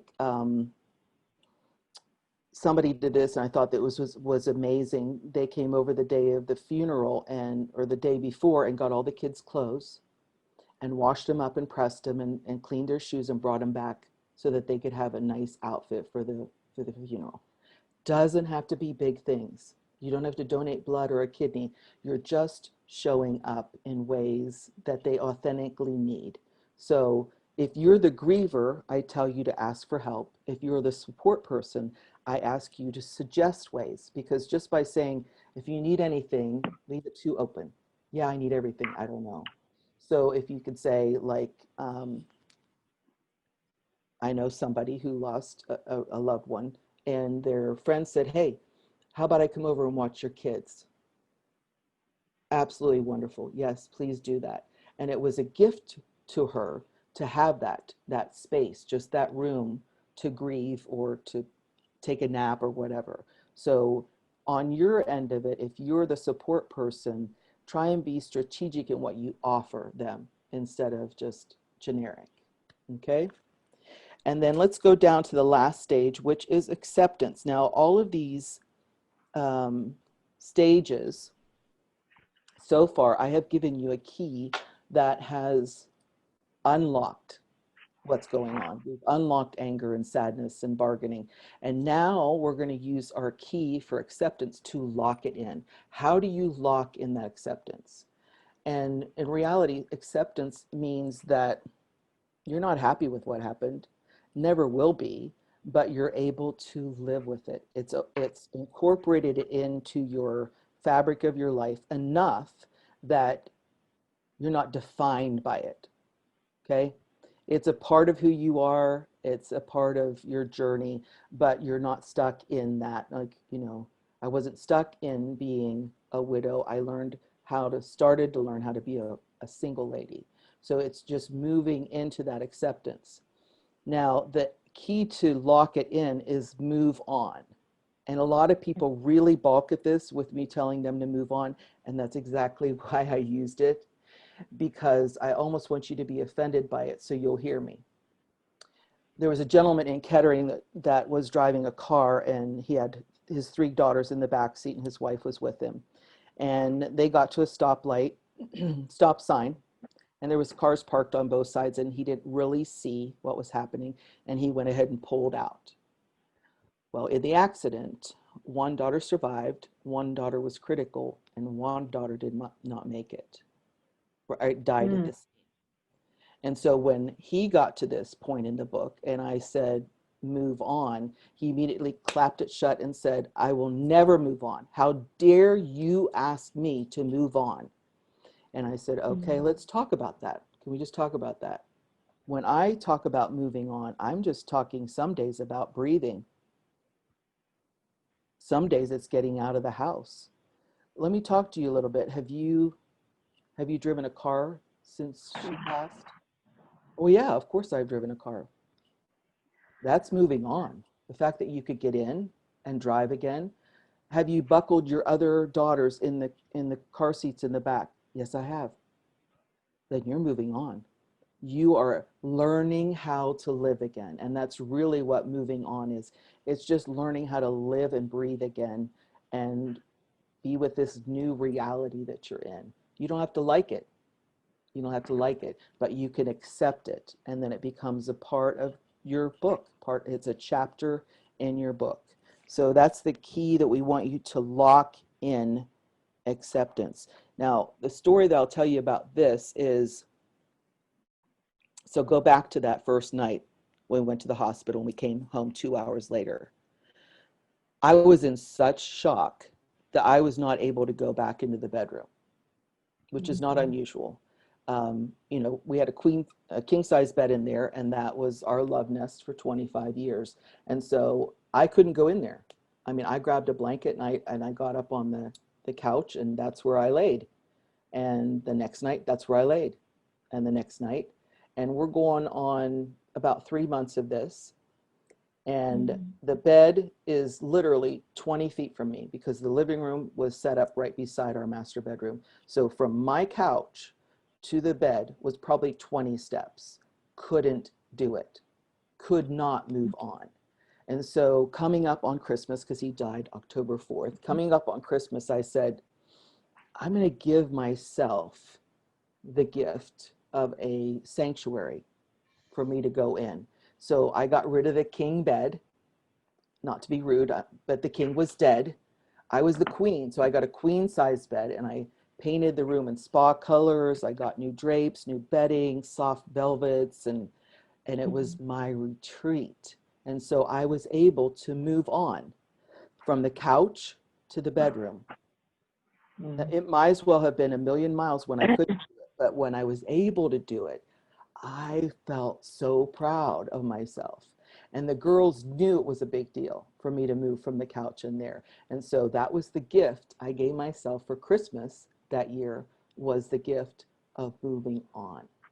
So these are very practical how to process these feelings. This is so move on. And that doesn't mean that you ever get over it. It doesn't mean that you dismiss them, that you the memories. It means you honor the memory of them. And the thing that I found out that was absolutely astounding to me, that I did not know before this, is the love doesn't fade. The memories do. You know, I have to be more conscious of pulling up some memories, but the love has never diminished. I feel the resounding love of Mike Smith in my heart every day. The girls feel it every day. So you're able to move on because the love is still there, or, you know, the future is still there. And so that's the acronym DREAM. Do you have any questions right off the top that I could answer, or would you want to go into the scriptures? Kristi, it's not so much a question, but it's really just a statement. One of the things I've picked up on is that you're suggesting that we speak in third person. And when you're saying, when going back to the acronym of dealing with the anger, you know, why am I angry? Sherry, why are you angry? What's going on? And it was, I know this is just the Holy Spirit confirming this, because I just read that in my journal this morning. About speaking in third person, how the sons of Korah had to do that in the book of Psalms. They had to ask themselves, so why are you so discouraged? Why are you downcast? That right there was just on point. And I'm going, yes, I see, I'm hearing that. I'm hearing that. Yes, love it. So I think that's so important that we speak to our souls in third person, to allow our ear gates to hear the words which carry power, and that can speak into the atmosphere those things in which we can move in and operate in the way that we need to, and how the Holy Spirit will guide us to do those things. Amen. Go ahead. I'd just like to make a comment on the part, the acceptance part, where you say you could not stay or sleep in the bed in your bedroom. I had a similar experience that myself when I would go back home to our, visit our family home, actually the house that my mother died in. And for several years, I don't know what it was, I can't explain it, I could not stay in the house alone. I would go and stay with an aunt who lived nearby, but I don't know, for several years, I could not stay in the house alone. I don't know what it was. I couldn't explain it. I have no idea what it was, but then it took several years, and I was finally able to stay in the house alone. Whenever I went down home to the family home, I could stay home with no problem. Up until that part, I have no idea what it was. I could not stay there. And all of a sudden, it was lifted off of me.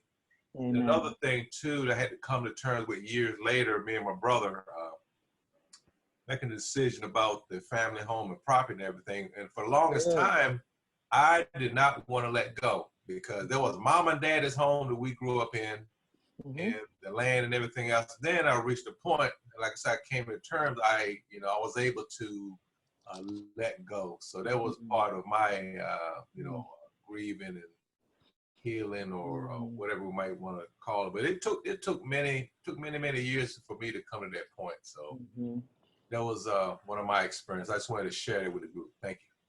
Ronnie, I think you really bring up a great point, because the thing about grieving is it's a solo sport.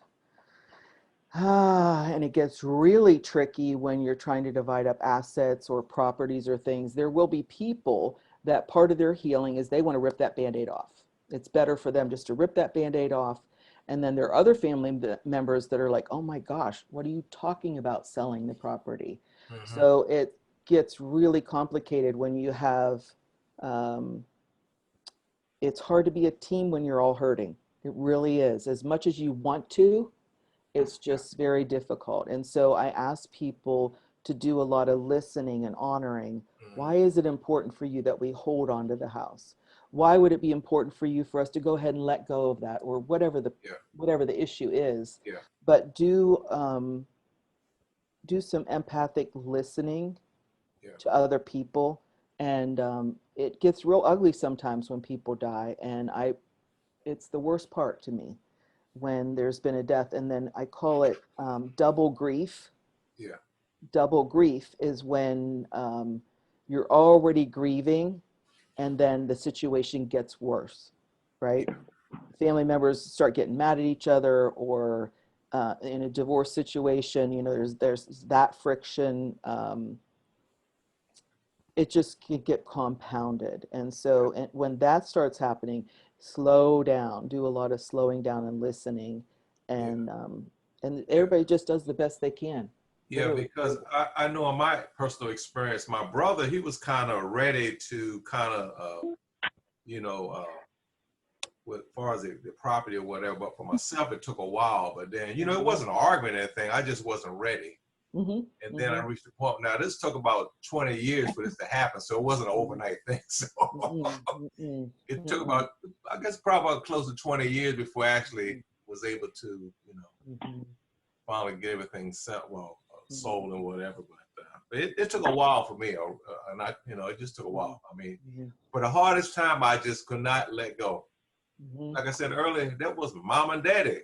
They left it to us. That was the house I grew up in. So I was not going to let that go. And then I was finally able to come, like I said, come to terms with it and then let go eventually. I think sometimes people think that they're dishonoring the dead by moving on. And one of the scriptures I'm going to talk to you about is Joshua. Well, let's just go there now. Not Joshua. They got you off. Let me find it here. Oh, Jacob. Let's go to Jacob. So this is Genesis, and you can turn with me or you can just listen either way. You remember the story of Joseph and the coat of many colors? He was the son's, Joseph was his father's favorite. There's a lot of friction between the brothers and Joseph, and then this whole scenario goes down where they actually sell their brother off, but they don't want to tell their dad they did that. So they make up this story and go and tell Jacob, you know, show him the coat. And Jacob says, oh my gosh, maybe it must have been a wild animal that killed him. And the part that I want to read to you, we're in Genesis 37, verse 31. Let's start there. Then they got Joseph's robe, slaughtered a goat, and dipped the robe in the blood. They took the ornamented robe back to his father and said, we found this. Examine it to see whether it's your son's robe. He recognized it and said, it's my son's robe. And he said, some ferocious animal has devoured him. Joseph has surely been torn to pieces. Then Jacob tore his clothes, put on sackcloth, and mourned for many days. All his sons and daughters, listen to this part, all his sons and daughters came to comfort him, but he refused to be comforted. We can refuse to be comforted. And what ended up happening? No, he said, in mourning I will go down to the grave to my son. So the father wept for him. And the problem with not doing our grieving, not doing our healing, is that in a situation like this, the father lost one son, but all the other sons were standing there. and all the other sons needed him to help them move on. And when he refused to be comforted, then he almost orphaned the rest of the family. And so that's why I really push this hard for people with divorce or death or any form of grieving to really do your work, because you have a residual effect, that ripple effect that can happen if you refuse to do your work.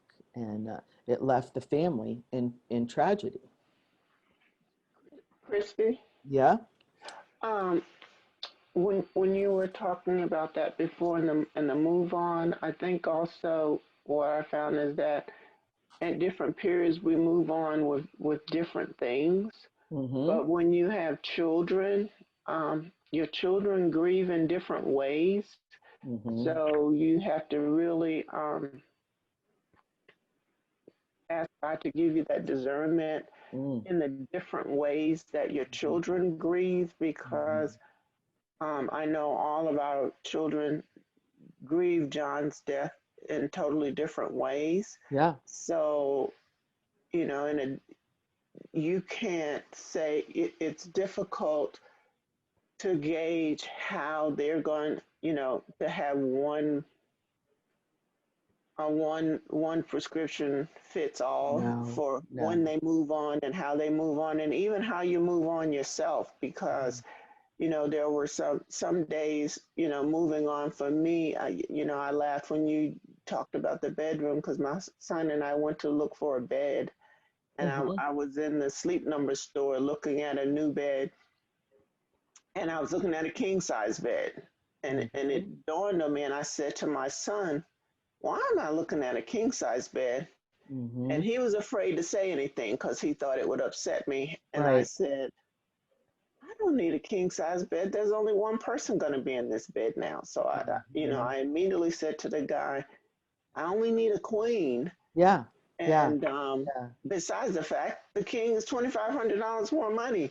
And then my son, that's not fair. You know, he had the courage to laugh. But my children, you know, our children all grieved totally differently, and it took them significantly different time periods to get to certain points in their grief process. So, you know, we have to really be careful even with them in their moving on, and really relying on God to help us to be discerning. You know, it's been 5 years, and it was only really last year I had a conversation with my son, who admitted how angry he was, and that he just really started going back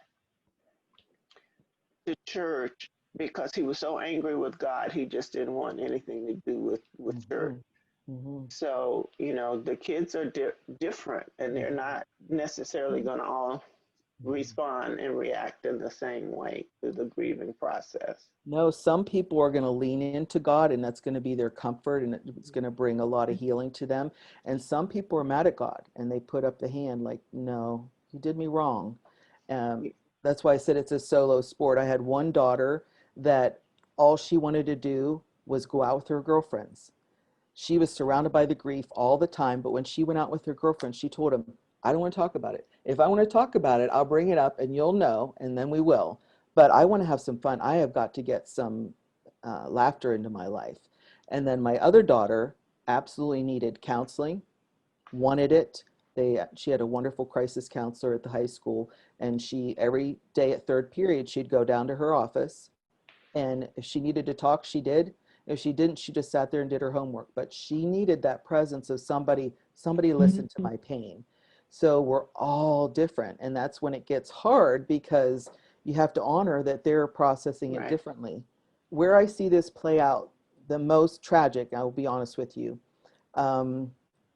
gentlemen, when they lose their spouse, for the most part, it's like 70% of the time, it's a very high number, will be remarried within 1 year. Yeah. They're ready to move on. They're ready to have that new life and move on.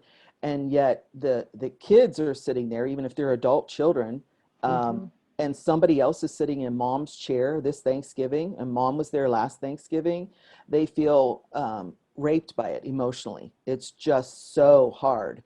And so that's where it gets really tricky on how do you honor dad with what he's going through? How does he honor the kids and understanding what they're going through? And boy, it takes a lot of grace, a lot of love and a lot of grace to work through that. Yeah, I've seen it many times. Mm-hmm. Let me give you the scripture for the dare to dream. That's the very first one. That's Exodus. And you all know the story. What I'm actually going to read is Exodus 15, 20 and 21. And the background of this story is God's people were in slavery. And God wanted to free them. And so he said, Moses, go get them. Go free my people. So Moses went, had this big altercation with Pharaoh. There was 10 plagues that happened. It was just all of this craziness. And finally, Pharaoh said, get out. So this million people head out into the desert. Where are we going to go? Who knows? We're just going to go. God's freed us. Let's get going. And along the way, they run into a dead end. And today we're talking about dead ends, right? The end of a divorce, the end of a marriage through the divorce or death, or a dead end with infertility. You just cannot get pregnant. You can't make your soulmate appear. These things that are out of our control. So they got to that dead end where they ran into the water, and they were distraught. Like, literally, you brought us out here. We're just going to die now. We just wasn't enough graves back there where we were before. And after they had seen all of the plagues and all the miracles, and after all of that, they still held on to God's not going to show up for us. Now, God does, and he parts the waters and they cross over to the other side. And when they get over there, Miriam, which was Moses' sister, breaks out the tambourine and they do this mob flash dance, and they're all happy, like, wow, it's amazing, like it's a party. Let me read that for you. Then Miriam, so that's Exodus 15:20. Then Miriam, the prophetess, Aaron's sister, took a tambourine in her hand, and all the women followed her. With tambourines and dancing, Miriam sang to them, sing to the Lord, for he is highly exalted. The horse and its rider he has hurled into the sea. And when I read that, God and I had a little conversation because he challenged me. She was able to celebrate and praise God after she got through it. And God said, what if you would, on this side of the sea, decide that you remember my character and who I am and that I will get you through it? What if you praised me then? And that's really what we're talking about, dare to dream, that whole hope element. We don't know how God's going to get us through it, but we know that he will. And so the dare to dance, that dare to dream, is really you saying, somehow I'm going to infuse hope into this. Somehow I'm going to believe that God's going to get me through this. I have no clue how it's going to happen, but it's just holding on to that hope that says, but he will. And so many times we come to dead ends and we don't praise him till after we're through it. And it really takes a lot more confidence in God, trust in God, that he will get us through it. And he said, I'll lead you through that valley of the shadow of death. I will lead you through whatever you go through. And one of the things I have people do at the very beginning of the seminar for active grievers is I have them draw on a piece of paper a heart. Just a simple, Valentine kind of heart. And then I ask them a question. I tell them, I want you to write down the first 3 words that pop into your head when I ask you this question. Don't judge yourself. Don't change your answer to be more politically correct. Don't say what you think I need you to hear. This is just between you and God. This is just between you and God. So are you ready? Okay. The question is, how's your heart? How is your heart? Now, that's a question I want them to be able to ask every morning. And it's okay, whatever condition your heart's in, shredded, obliterated, torn to pieces, whatever your heart is in. Sometimes, some mornings my heart was hopeful. Some mornings my heart was frustrated and, angry, whatever condition your heart is in. And then I have them write down those 3 words. And after they're done, I have them draw these glorious big wings on the heart. Okay. It's my logo. I didn't know how to draw wings very well, but I'll find it for you. Here it is. Okay. Let me show you. See there? That's the heart with wings. And what the wings actually represent, and I talk about this in the book.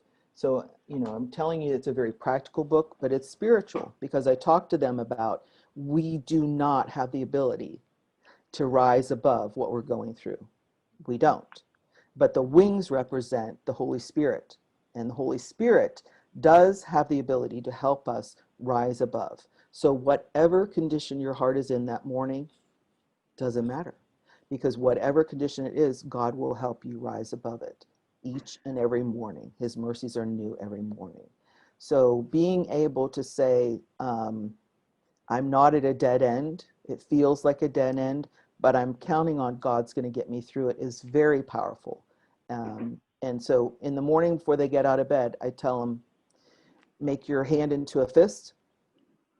You're laying in bed, put it over your heart, because that is about the size of your heart, and ask yourself, how's my heart? How's my heart? Get those answers. Then I want you to sit up on the side of the bed, and I want you to stretch. And that's you putting on your wings. You're stretching. You're putting on your wings, okay? Stretch them back, okay? And you need to stretch in the morning anyway, so it's just a nice stretch, but there's a method to my madness.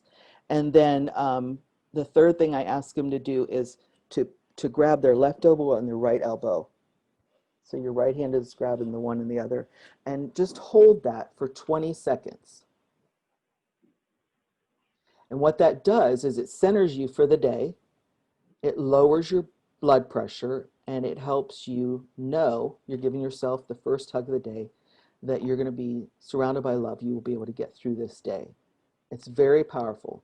Then they turn on their music, their Johnny Swim, Diamonds, or your I Will Survive, or your whatever your fight song is, and you get in the shower. And if you start each morning that way, especially on the days that you're struggling, how's my heart? There it is, those 3. Here's my wings. Give myself an embrace. Let's get in the shower and see what we can do today. That will change. Like if you did that for 30 days in a row, it would absolutely change how you approach things. So that's my little dare to you. Let's talk about Job. Oh, Job's a good one. That actually happens to point to when we're asking for help and we're trying to show up for people. And I'm pretty poignant in the book. I have a chapter written to the supporters, and I tell them things like, don't tell them heaven needed another angel. Heaven did not need another angel. Don't give them those cliche things. Zip it. I think in the book I actually say shut up. Sorry, shut up. Just zip it, because you're going to say the wrong thing. And it's so much better. Job's friends showed up. So this is Job chapter 2. And we're going to start at verse 11. Job 2:11. When Job's 3 friends, and there are 3 names I can't pronounce, so we're just going to say the 3 friends, heard about all the troubles that had come upon him, they set out from their homes and met together by agreement to go and sympathize with him and comfort him. When they saw him from a distance, they could hardly recognize him. They began to weep aloud, and they tore their clothes and sprinkled dust on their heads. Then they sat on the ground with him for 7 days and 7 nights. No one said a word.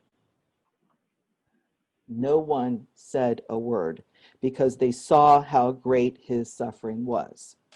Now, the mistake that the friends made after that is they started talking to Job. They're accusing him of all kinds of things. What did you do to make this happen?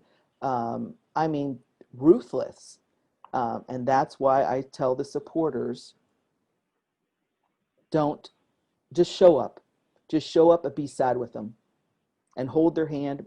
After Mike died, we came home from the funeral and Mom said, what do you need me to do? You want me to do the dishes? You want me to get things started? I said, no, I want you to sit on the couch and hold my hand. And she did not understand me. She thought, no, I need to do something for you. And then when her husband died 3 years ago, she said, I know what you're talking about now, Chris. I just needed somebody to sit with me in my pain and just hold my hand or nod their head. Let me say nothing. Let me say everything. Be an observer, observe my sorrow and don't try and make it better. Don't distract from it.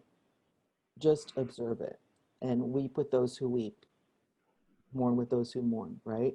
So that's really what I get on the supporters to do. So that's under the ask for help. Kristi, Yes, honey. I'm sorry, before we go on, I want to say the negative and positive that I've learned from the presence, the power of presence, is immediately, I think hours after my father died, one of the ladies from the church came, and as I was laying in the bed in which he laid on with my mom, the side of the bed, one of the ladies came and she sat on the bed, and her exact words were, okay, come on now, that's enough crying because now you need to go help your mom. You need to be there for your mom, so let's stop the crying. This is when I learned the power of the Holy Spirit working through me, is I turned and looked at her, and physically I wanted to slap this lady. I don't care if she was an elder, I wanted to slap her. Yeah. I felt the Holy Spirit keep me off of her. Let me just put it like that. I'm just gonna keep it real. I felt the Holy Spirit keep me off of her. Yeah. And all I could do was look at her. And I know she felt my look because it wasn't a nice look. And she left. So I learned from that as a minister, when I go into the room where I know the person is about to transition or whatever, just to be, and to pray in silence, but just to be. I allow them to speak to me instead of me speaking to them. But I've learned, I've gone through the negative part, and now I know the positive side for the power of the presence of power. I mean, the presence of the power of being present. It's beautiful. After Mike died, I had so many people that came up to me, and I'm barely, I don't even know how I was standing. I talk about God making me into a scarecrow. Like when you do a shish kebab, you put all the meat on the skewer. I mean, it's just like God stuck a skewer up through me just to hold me up. And I was just like this scarecrow. I had no strength to me. And people were coming up to me, go, I know how you feel because I lost my brother. And then they would start off into the whole thing and tell me more grief. I'm already drowning in grief and they're telling me it. So again, another time I tell people, don't tell them. Don't start talking about your story. You think, well, then they can relate to me. No, just, yeah, let it be. It's really important. Awesome. Love it. How are we doing on time? 11:08. You guys need a break yet? Yeah, you need one. I'm good. All right, let's roll. Let's do two more. I love this. This is a powerful one. It's in the same chapter. This is John 11. John 11. And we're going to talk about two characters in this story. Lazarus has died, and Lazarus was probably one of Jesus' BFFs, like so dear to his heart, almost like a brother. Okay, because Jesus' family wasn't supporting him too good during this time. He could go stay at Martha and Mary's house and Lazarus and have a home. Like he was comfortable. But when Lazarus dies, the sisters react differently. And one is going to show us the anger, and that is Mad Martha. Now, Martha's always getting mad because Martha was mad at Mary for sitting at the feet of Jesus and not helping her in the kitchen. So Martha's go-to emotion is anger. Some people are like that. So let's start in John 11:17. On his arrival, Jesus found that Lazarus had already been dead in the tomb for 4 days. Bethany was little less than 2 miles from Jerusalem, and many Jews had come to Martha and Mary to comfort them in the loss of their brother. When Martha heard that Jesus was coming, she went out to meet him. I don't want you to read this story the same ever again. She went out to meet him, like finger in the face. But Mary, sad Mary, stayed at home. And Martha goes after him. Lord, Martha said to Jesus, if you would have been here, Jesus wouldn't have died. If you would have been here. That's anger. You go down into the story a little bit further, and Mary actually says the exact same thing to him. But Mary had been at home, and she had all these mourners around her. She's in the sad phase. She wants everybody around her to be sad. It's a sad thing. And she says the same thing. Lord, if you would have been here, my brother wouldn't have died. Like, where were you? If you would have been here. And what Jesus does with her is he enters her sadness. He weeps. John 11:35, the most powerful scripture, I think, for grievers, is that Jesus cried with her. Now, he knew he was going to raise Lazarus, so it wasn't like he was crying because Lazarus wasn't coming back. He already knew that. He had already told the apostles, let's go do this. I let this time run out so that we could do some glory to God. So he already knew he was going to bring him back, but he didn't skip to that. He met her where she was. And I actually encourage grievers to sit somewhere quiet and invite Jesus to cry with you, to weep with you, and feel his sadness for you. Because a lot of times what you're saying is true, Sherry. A lot of times religious people will say, well, they're in heaven and they're in a better place and it's all, and that's true. They hold up the hope. And I say that's in the left hand. But what they don't validate as much is the hurt in the other hand. Yes, I have the hope. Yes, but I also am holding this sorrow and this anger, and I'm just so wounded. And I think it's important to validate both.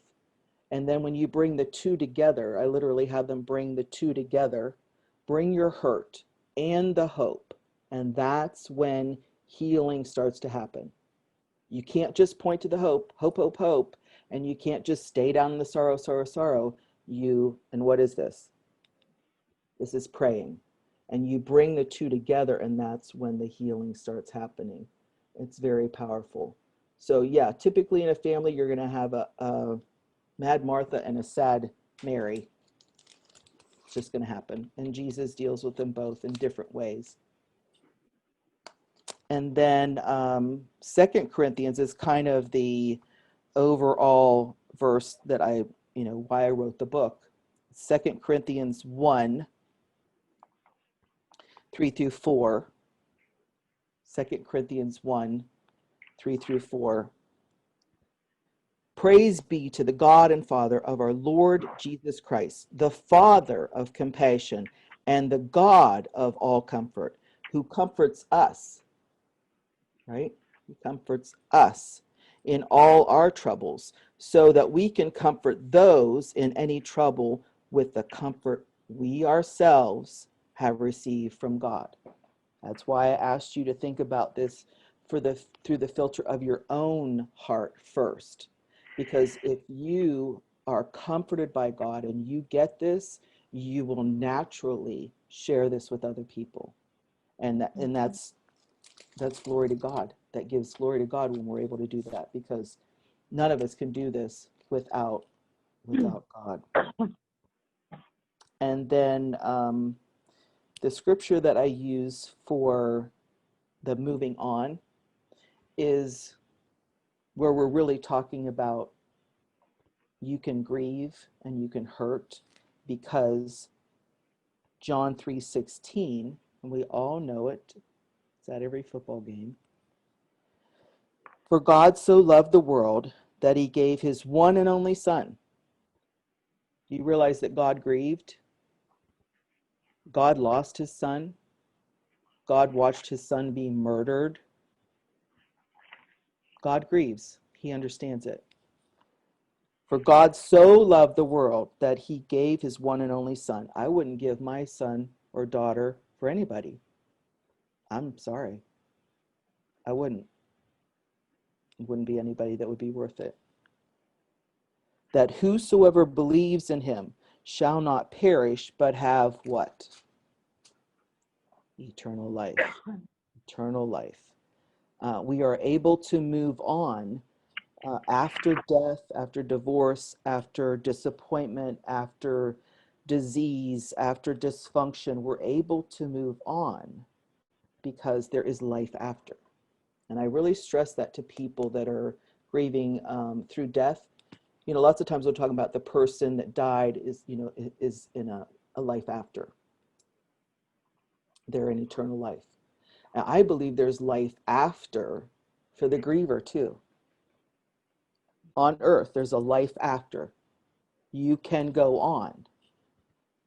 You can have life after. So when he says, I give you eternal life, it starts now. And so it cannot be taken away from us. It's his gift to us. So that's a lot of the scriptures that I pulled things from. There's so many more, but especially when you read about Martha and Mary, I don't ever want you to read that the same again. I want you to really put yourself in this scenario. If you would have been here and just broken, if you would have been here, and in reality, when anything that we go through, Jesus is with us. Doesn't mean we won't go through pain. Doesn't mean we won't lose family members. Doesn't mean we won't go through a divorce. Doesn't mean we won't have infertility. There are not those promises. What he promises us is that we will get through whatever he brings. Couple bits of information I want to give you before we go into our question and answers. So I've showed you this beautiful little dream book. Those are available on my website or through Amazon.com, whichever way you want to get it. I do have a dream guide, which is basically a workbook, and it's I made it into a PDF so that you can actually just order, and then you get sent a link and you can download it into your computer and make copies.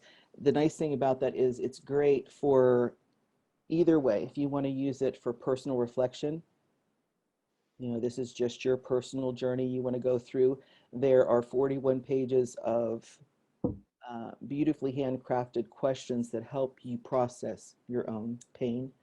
But it's also written from the vantage point of it could be used as a group discussion guide. And so at the very end, I have some tips for leading group discussion and some healthy guidelines for a group discussion. It's very powerful. I highly recommend that. But that's the grief guide is just available on my website. So Great. That's okay. I can go where you are. So as far as grief counseling goes, sometimes people ask me if I do that personal counseling. I do, only if they've read the book first. Because quite honestly, a lot of what I would tell them is why I wrote the book is in the book. So I don't really do a lot of counseling because once people read the book, it helps them tremendously. But I do if they have something that they're just still stuck in. And usually about one session, about an hour and a half, we're able to identify what's keeping you stuck and help you pop out of that. So I really don't need to do a lot of grief counseling individually. I do speak at support groups or grief groups, or I can do workshops like obviously we're doing today, and you can hit me up. And my email, do we have that slide, Roz? The one that has the email and the website?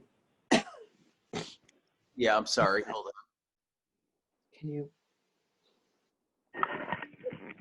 Can you, excuse me. Yeah, there it is. Can you make it? So nice, so nice. So if you want to email me related to anything related to Dream, it's Kristi at Dream Smith, because my last name is Smith, dreamsmithbooks, plural.com. Dreamsmithbooks.com. Books. And the website is very similar. It's dreamsmithbooks.com. And I don't give out my phone number because I'm a widow, and it's amazing the things that people no good boundaries. I'll just put it to you that way.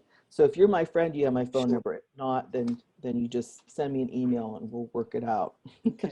Kristi, let me go ahead and put the slide back up on the. Sure. Thank you. Yeah. The book is $20. I think it's $19.99. And I will tell you, if you have a friend that's grieving, don't send them flowers. Send them this book. Way better. Way better. That's $20 you can invest in somebody that's grieving. So do that for them. And especially going to the holidays, there's a lot of grief that resurfaces with the holidays. It's a great gift, actually. Tell them to put it on the back of their toilet, though. You have to tell them that. And Kristi has sold over 4,000 copies of this, so that's no small. Great. And it's What is it? hitting a fellow.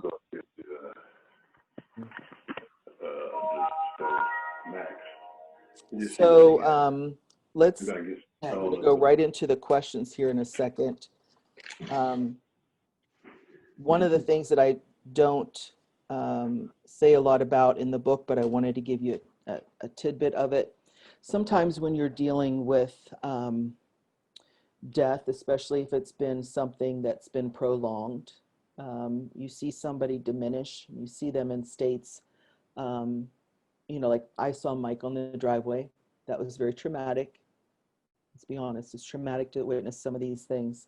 So I ask people, when you have those triggers that come up or those flashbacks, which can happen, what I ask you to do is you can't avoid those. You cannot keep those from coming.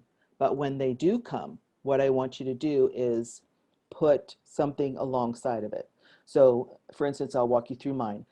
When the mic in the driveway would pop up, then I would also put beside it our wedding photo.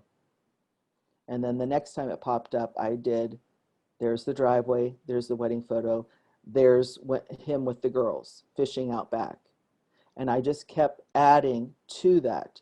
And what ended up happening is when that trigger, that flashback would happen, all of a sudden, the image is part of a quilt, a big quilt.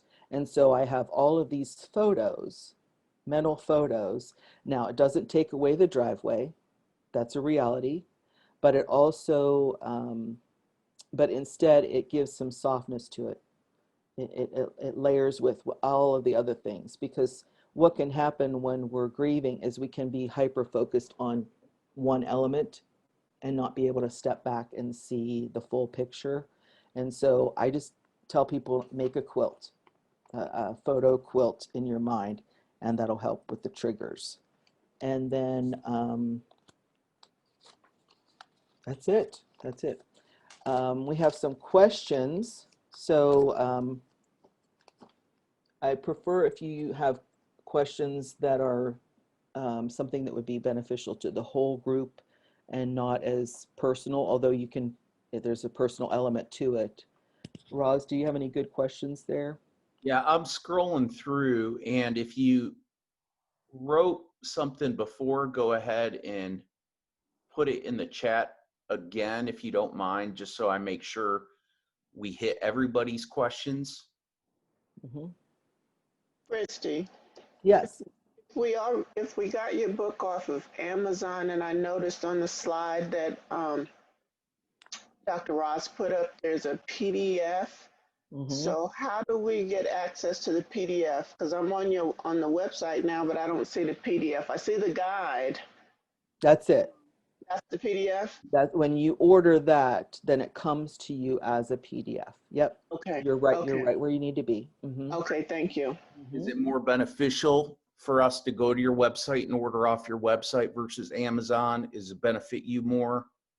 No, the only time that it benefits me more is I order in a certain stock of books so that I have that available. If somebody's like, I want to send a book to my grandma Mimi from me, and it's a gift, well, then I will sign it, makes it more personal, and to Mimi, and then I'll mail it to that person.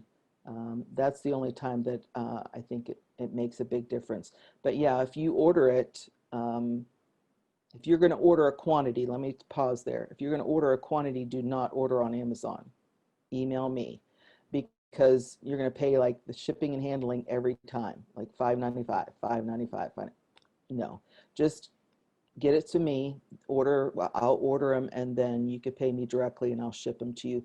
Be a lot cheaper. So if you're going to order for a class size, definitely email me. Okay.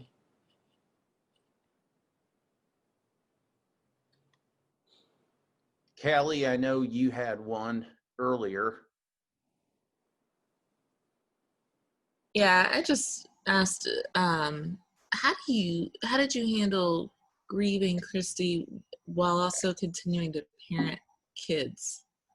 Because I know you're in the middle of your own grief. They're going through their different grief, and you can't stop being a parent. But oh my goodness, how do you do that? Mm-hmm. Like I said, I learned things in hindsight. So what I would say to someone who has children now is make sure that you give yourself the breaks that you need. It's not selfish, it's self-care. But in my situation, it was so heightened because the girls were 15 and 17. And I knew, quite honestly, a bomb like that goes off in your house. And the kids can spin out into drugs, sex, whatever, they're 15 and 17. And so I was hyper vigilant on getting them through it. And it wasn't until both of them were through and married that I actually just allowed myself to really fall apart. And it was strange for them because I held it together for so long, but I had to do my own work. So yeah, don't look at grieving as being selfish, because really what you're doing is you're moving from being in perpetual pain to be in perpetual healing. So for sure, put that as a priority. And take advantage, Callie, like you said, of the people that offer to help out with the girls. Absolutely. Absolutely. How did you help them processing through it? Because I know that a lot of us are caring for people as we're grieving ourselves, like especially like as a pastor, if you lose someone in your congregation that you're really close to, you're caring for the family, but you're also grieving yourself. I mean, anything practical that works. The other thing that keeps popping to mind is that show This Is Us. Yeah. Where the dad dies and the kids are all grieving differently and the mom's grieving. And it's just, and you see one of the kids trying to all of a sudden be grown up and care for his mom. Right. And then another kid like just disappears and ignores it and goes off to movie career and gets married. And then another kid that gets into the drugs and abusive relationships. And so, I mean, it's just like, oh, that's a lot. I think the best thing that I did for my girls, even as I was going along, even though I didn't do a great job of it, I won't judge myself on that. I did the best I could. I modeled to them because they didn't know how to do it. So I remember when my kids were your little Hannah's age, and I would want them to go to sleep, I would look down at them and I would blink really slow. And then all of a sudden their eyes were getting heavy. And so modeling is the best thing you can do. So that's why I say put your oxygen mask on first.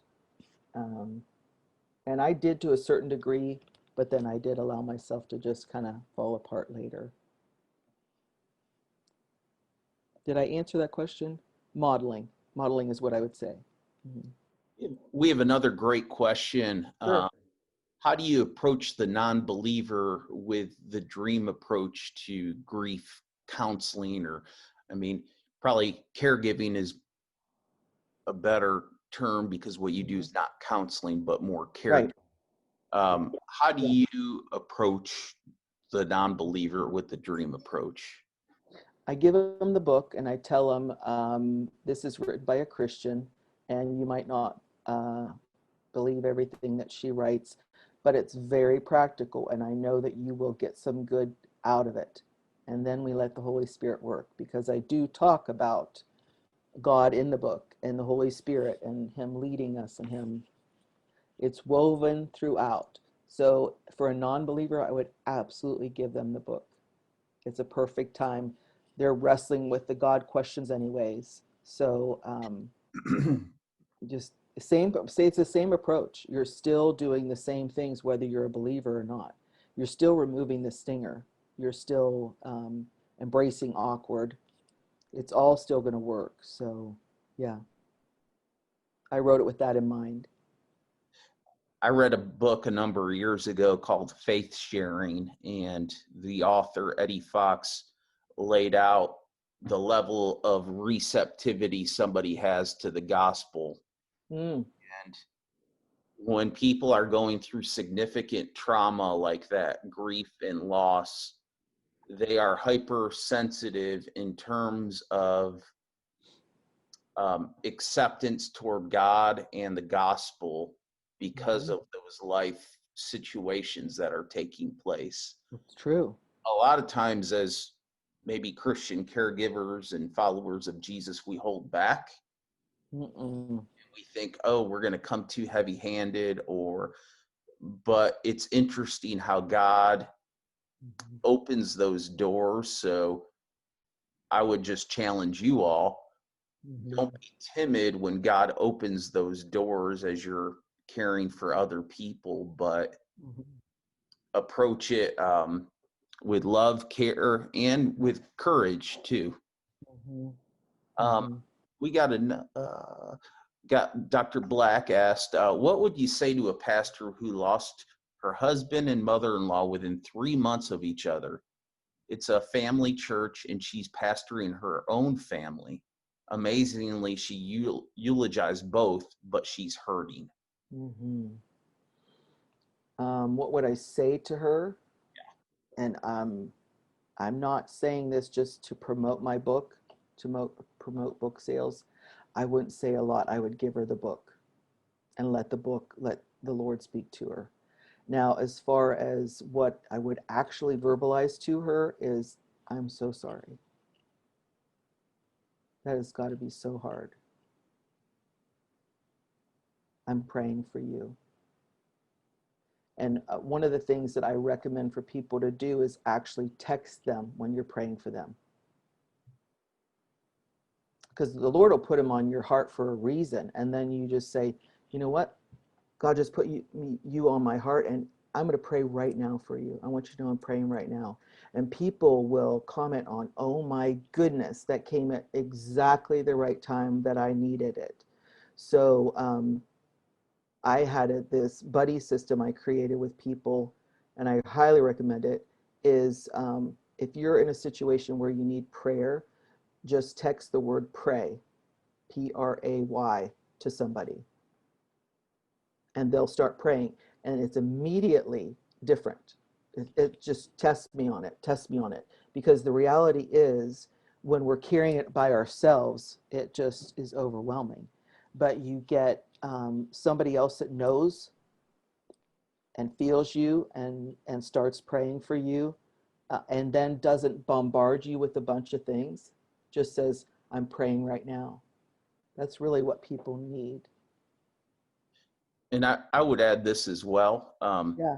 And Kristi hit on it. Selfishness is, self-care is not selfishness.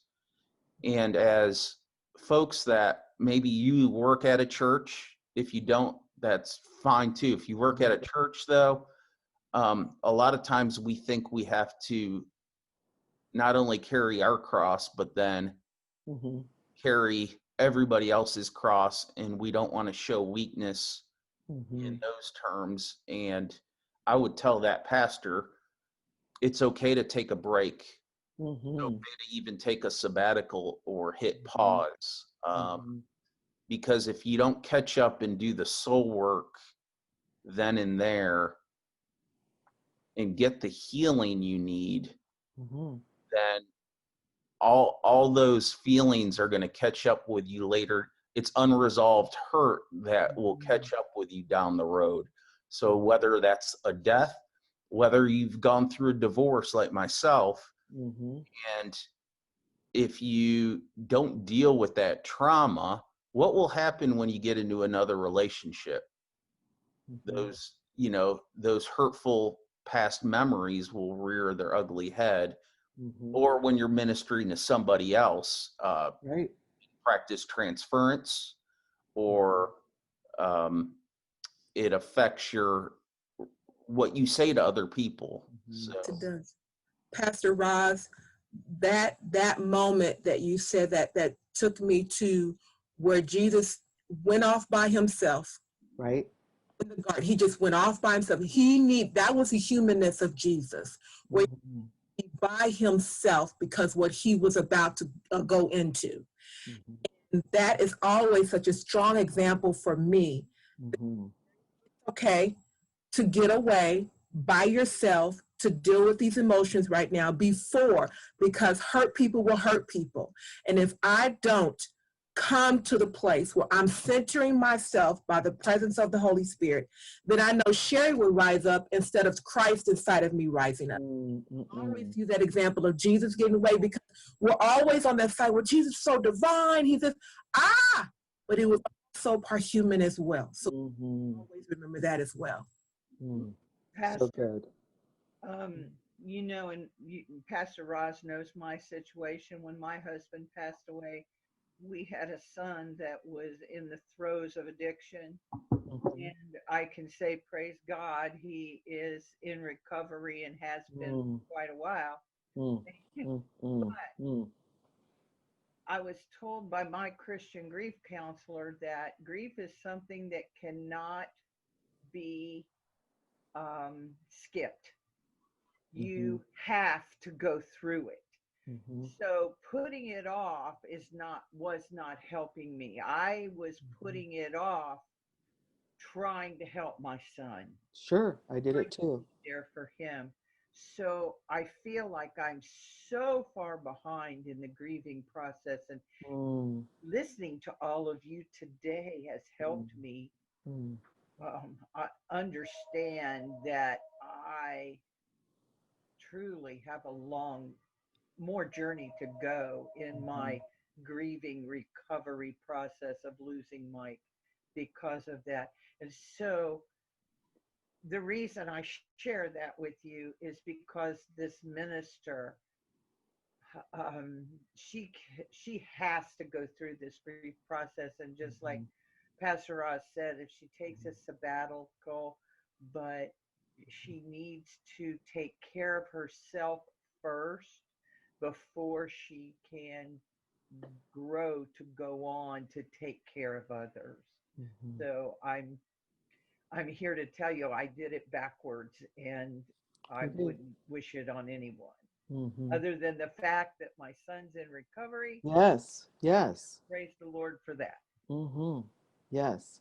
I will, you're bringing up addiction, Donna, and that reminds me of something. The most powerful experiences I have had have been at recovery centers. Oh, I'll because bet. there is such a connection to grief. And, you know, if I spoke at one in Xenia Women's Recovery Center, and these were hard women, absolutely hard women. They had been through hard life. You could have heard a pin drop. because I was right on the pulse of it. And I had no idea. It was my first experience with it. And then at the end, I said, you know, who in this room is grieving? And there was a lady that raised her hand and said, I'm finally grieving now, because for 18 years I used to avoid my emotions because her son had died and she could not handle it. And so we all do try and take care of ourselves in all kinds of ways. And that's what she had done. And now she was able to grieve him. Another lady raised her hand and she was on the way to her sister's wedding. And with somebody in the car, had a car accident, somebody else died, and she just could not forgive herself. So sometimes grieving has some barbs to it. I would say that. And especially when it comes to suicide, suicide is certainly a choice that people don't make when they're in a good spot, for sure. But even so, even with us understanding that and knowing that there was lots going on, it still leaves so many false guilt and emotions that, especially with suicide, it's really important to get help. I would recommend just getting help. Just if you have that happen in your family, get to a grief counselor, because I think sometimes suicide is meant to be like a double thing. It takes one person out and it takes somebody else out with them. So yeah, it's important. Thank you. Mm-hmm. Is your Sherry asked, is your approach different in the death due to suicide or drug overdose? You just kind of hit on that a little bit. Mm-hmm. Mm-hmm. Parents are on a perpetual guilt trip. How do you help them? Mm-hmm. Part of grieving sometimes is forgiving yourself. Mm-hmm. Sometimes it's a real guilt. You know, you feel like you should have done something different, and if you had to do it over again, you would. Sometimes it's a false guilt. It had nothing to do with you, and yet you feel the burden of it. So either way, when guilt comes in, the remedy to guilt is grace. And so I asked somebody, if your friend was going through that, how would you treat them? What would you say to them? And if they can put that filter on, you know, if your sister was going through that, how would you talk to her? Or, you know, just make it very personal, and then talk to yourself that way. Give yourself that. And it's just being very gentle to yourself. It's a gentle process.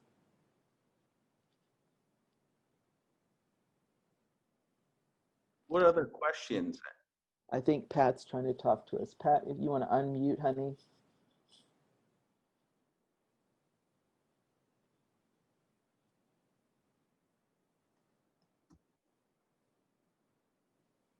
Let's see.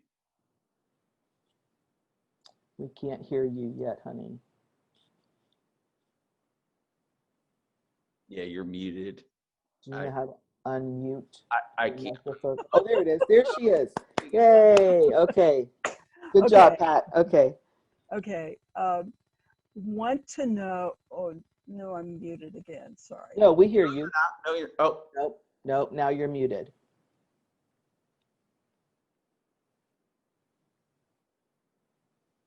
oh, you're still muted.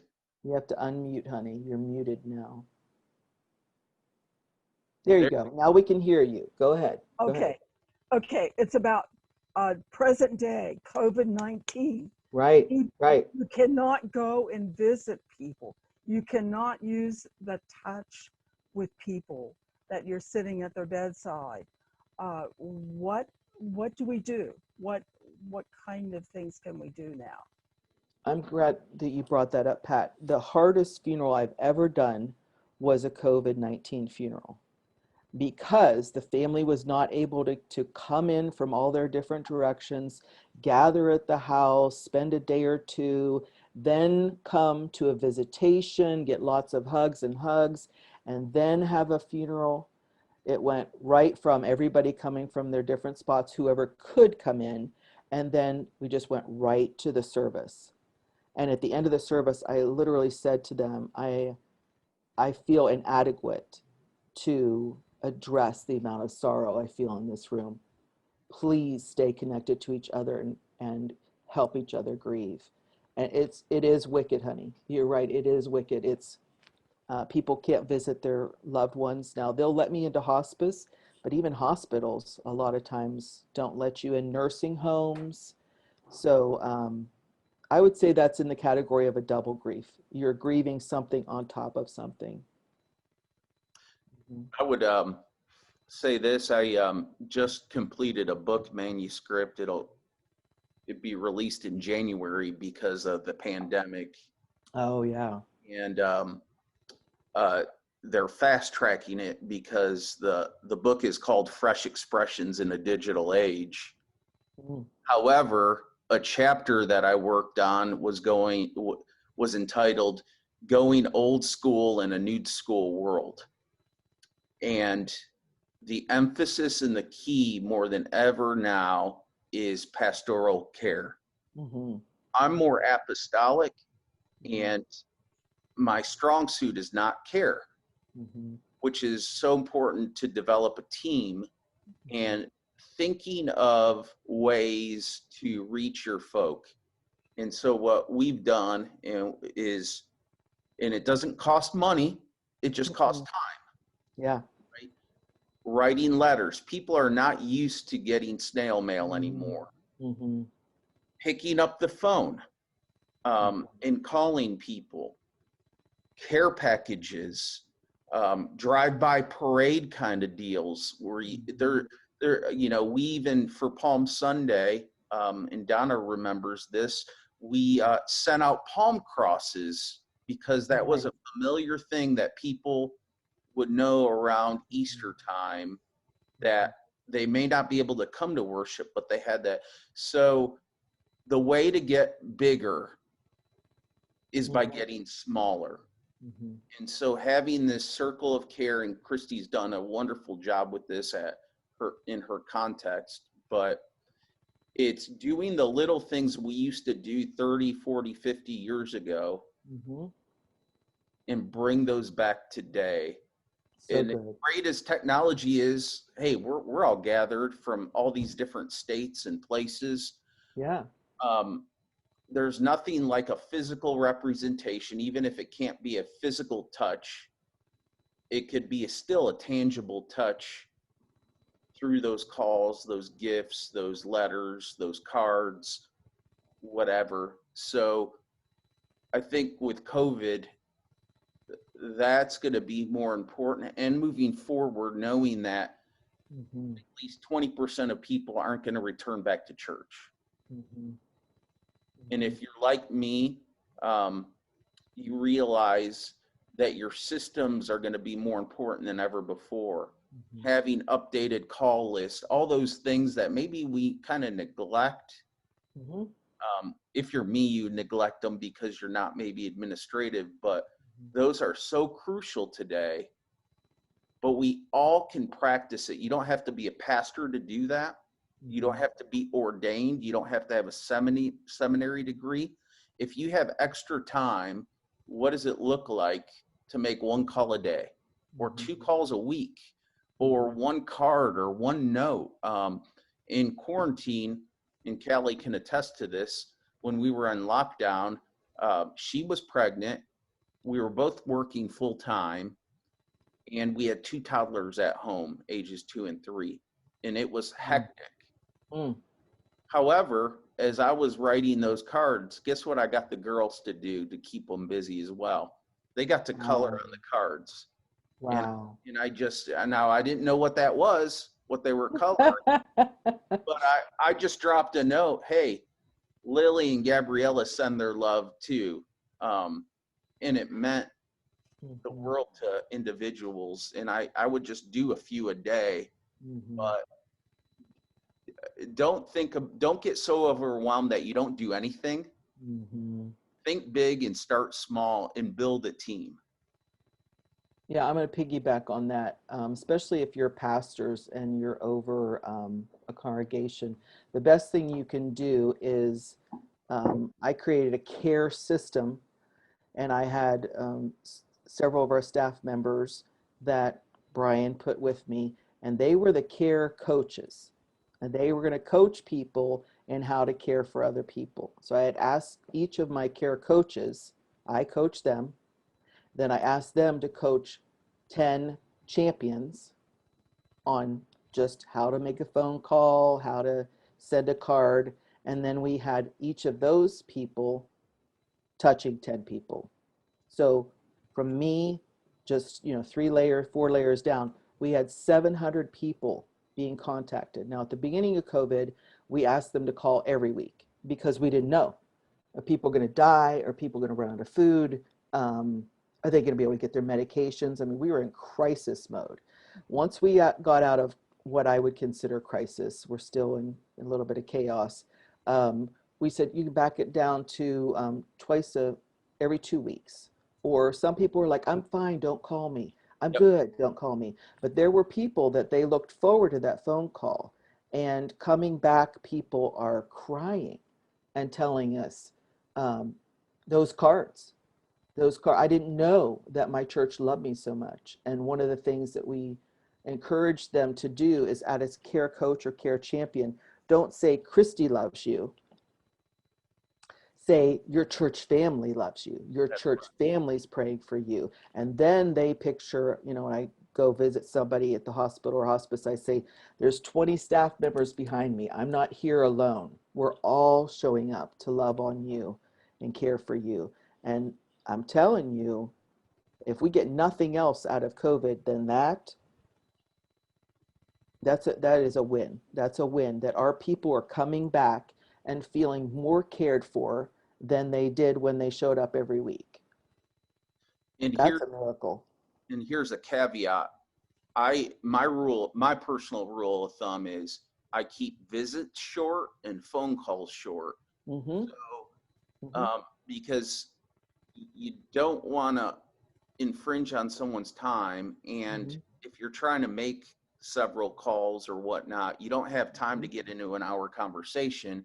No. And you don't want to overwhelm someone. But we would ask 3 basic questions. How are you doing? Mm-hmm. Do you know how to access the worship services online? Yep. And where to find them?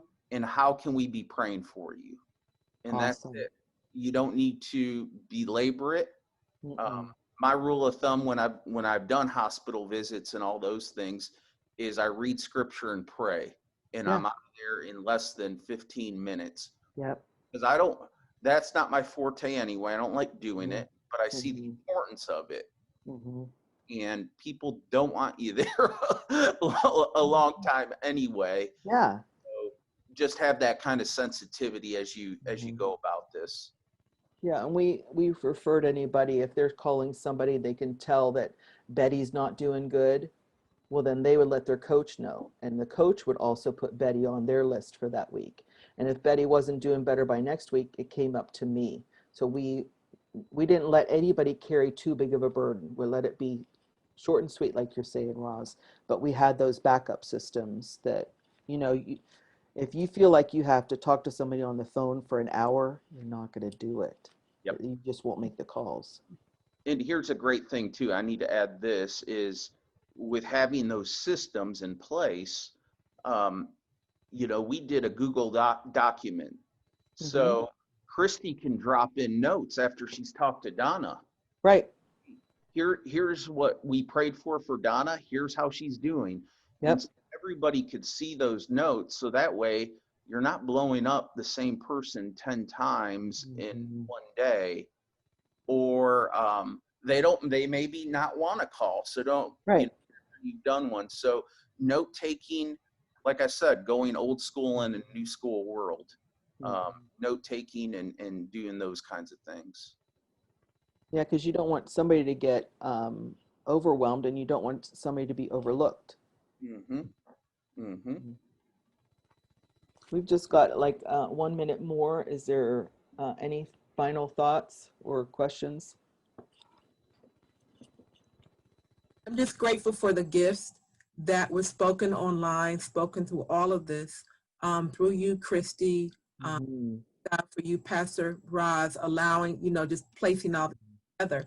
but just the gifts that have come from this, because I've been in prayer about the next move that the Holy Spirit wants me to do.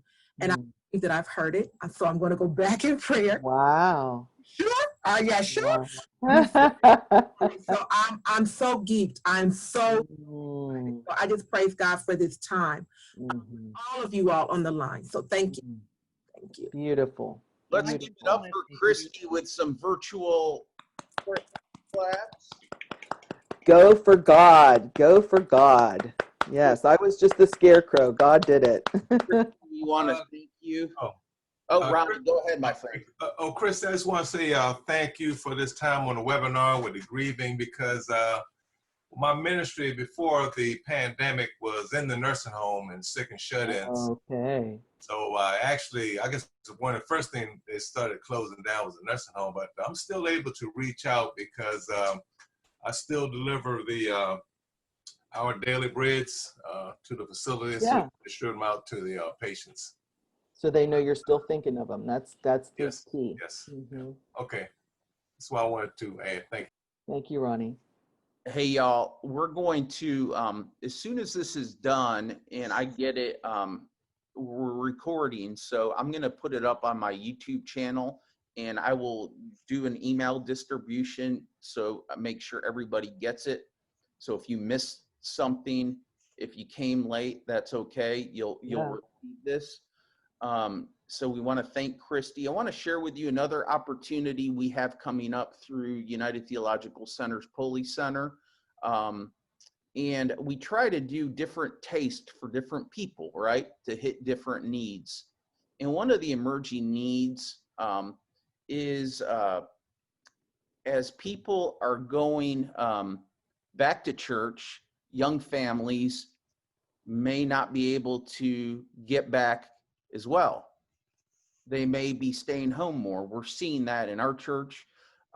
It's even affected our family somewhat, because we're going to be moving into a new facility, but we're not going to have childcare until the first week of December, and that's pushing it. And so a lot of people are doing kind of home church, whether they're worshiping online, but they're gathered their family. And I don't know about you, but it's hard to know what to do with kids or grandkids. How do they participate? And so on October 23rd, my friends from the Matthew Initiative, who work with a diverse group of churches, a lot of inner city churches, suburban, whatever it may be, they kind of are these family ministry experts. And it's only an hour and a half time, but they're going to unpack a lot of the findings and a lot of the best practices of what they're doing and what they've seen done during COVID. So that's October 23rd, and we'd encourage you to sign up. You can find more information on United's website under events, and we would love to have you.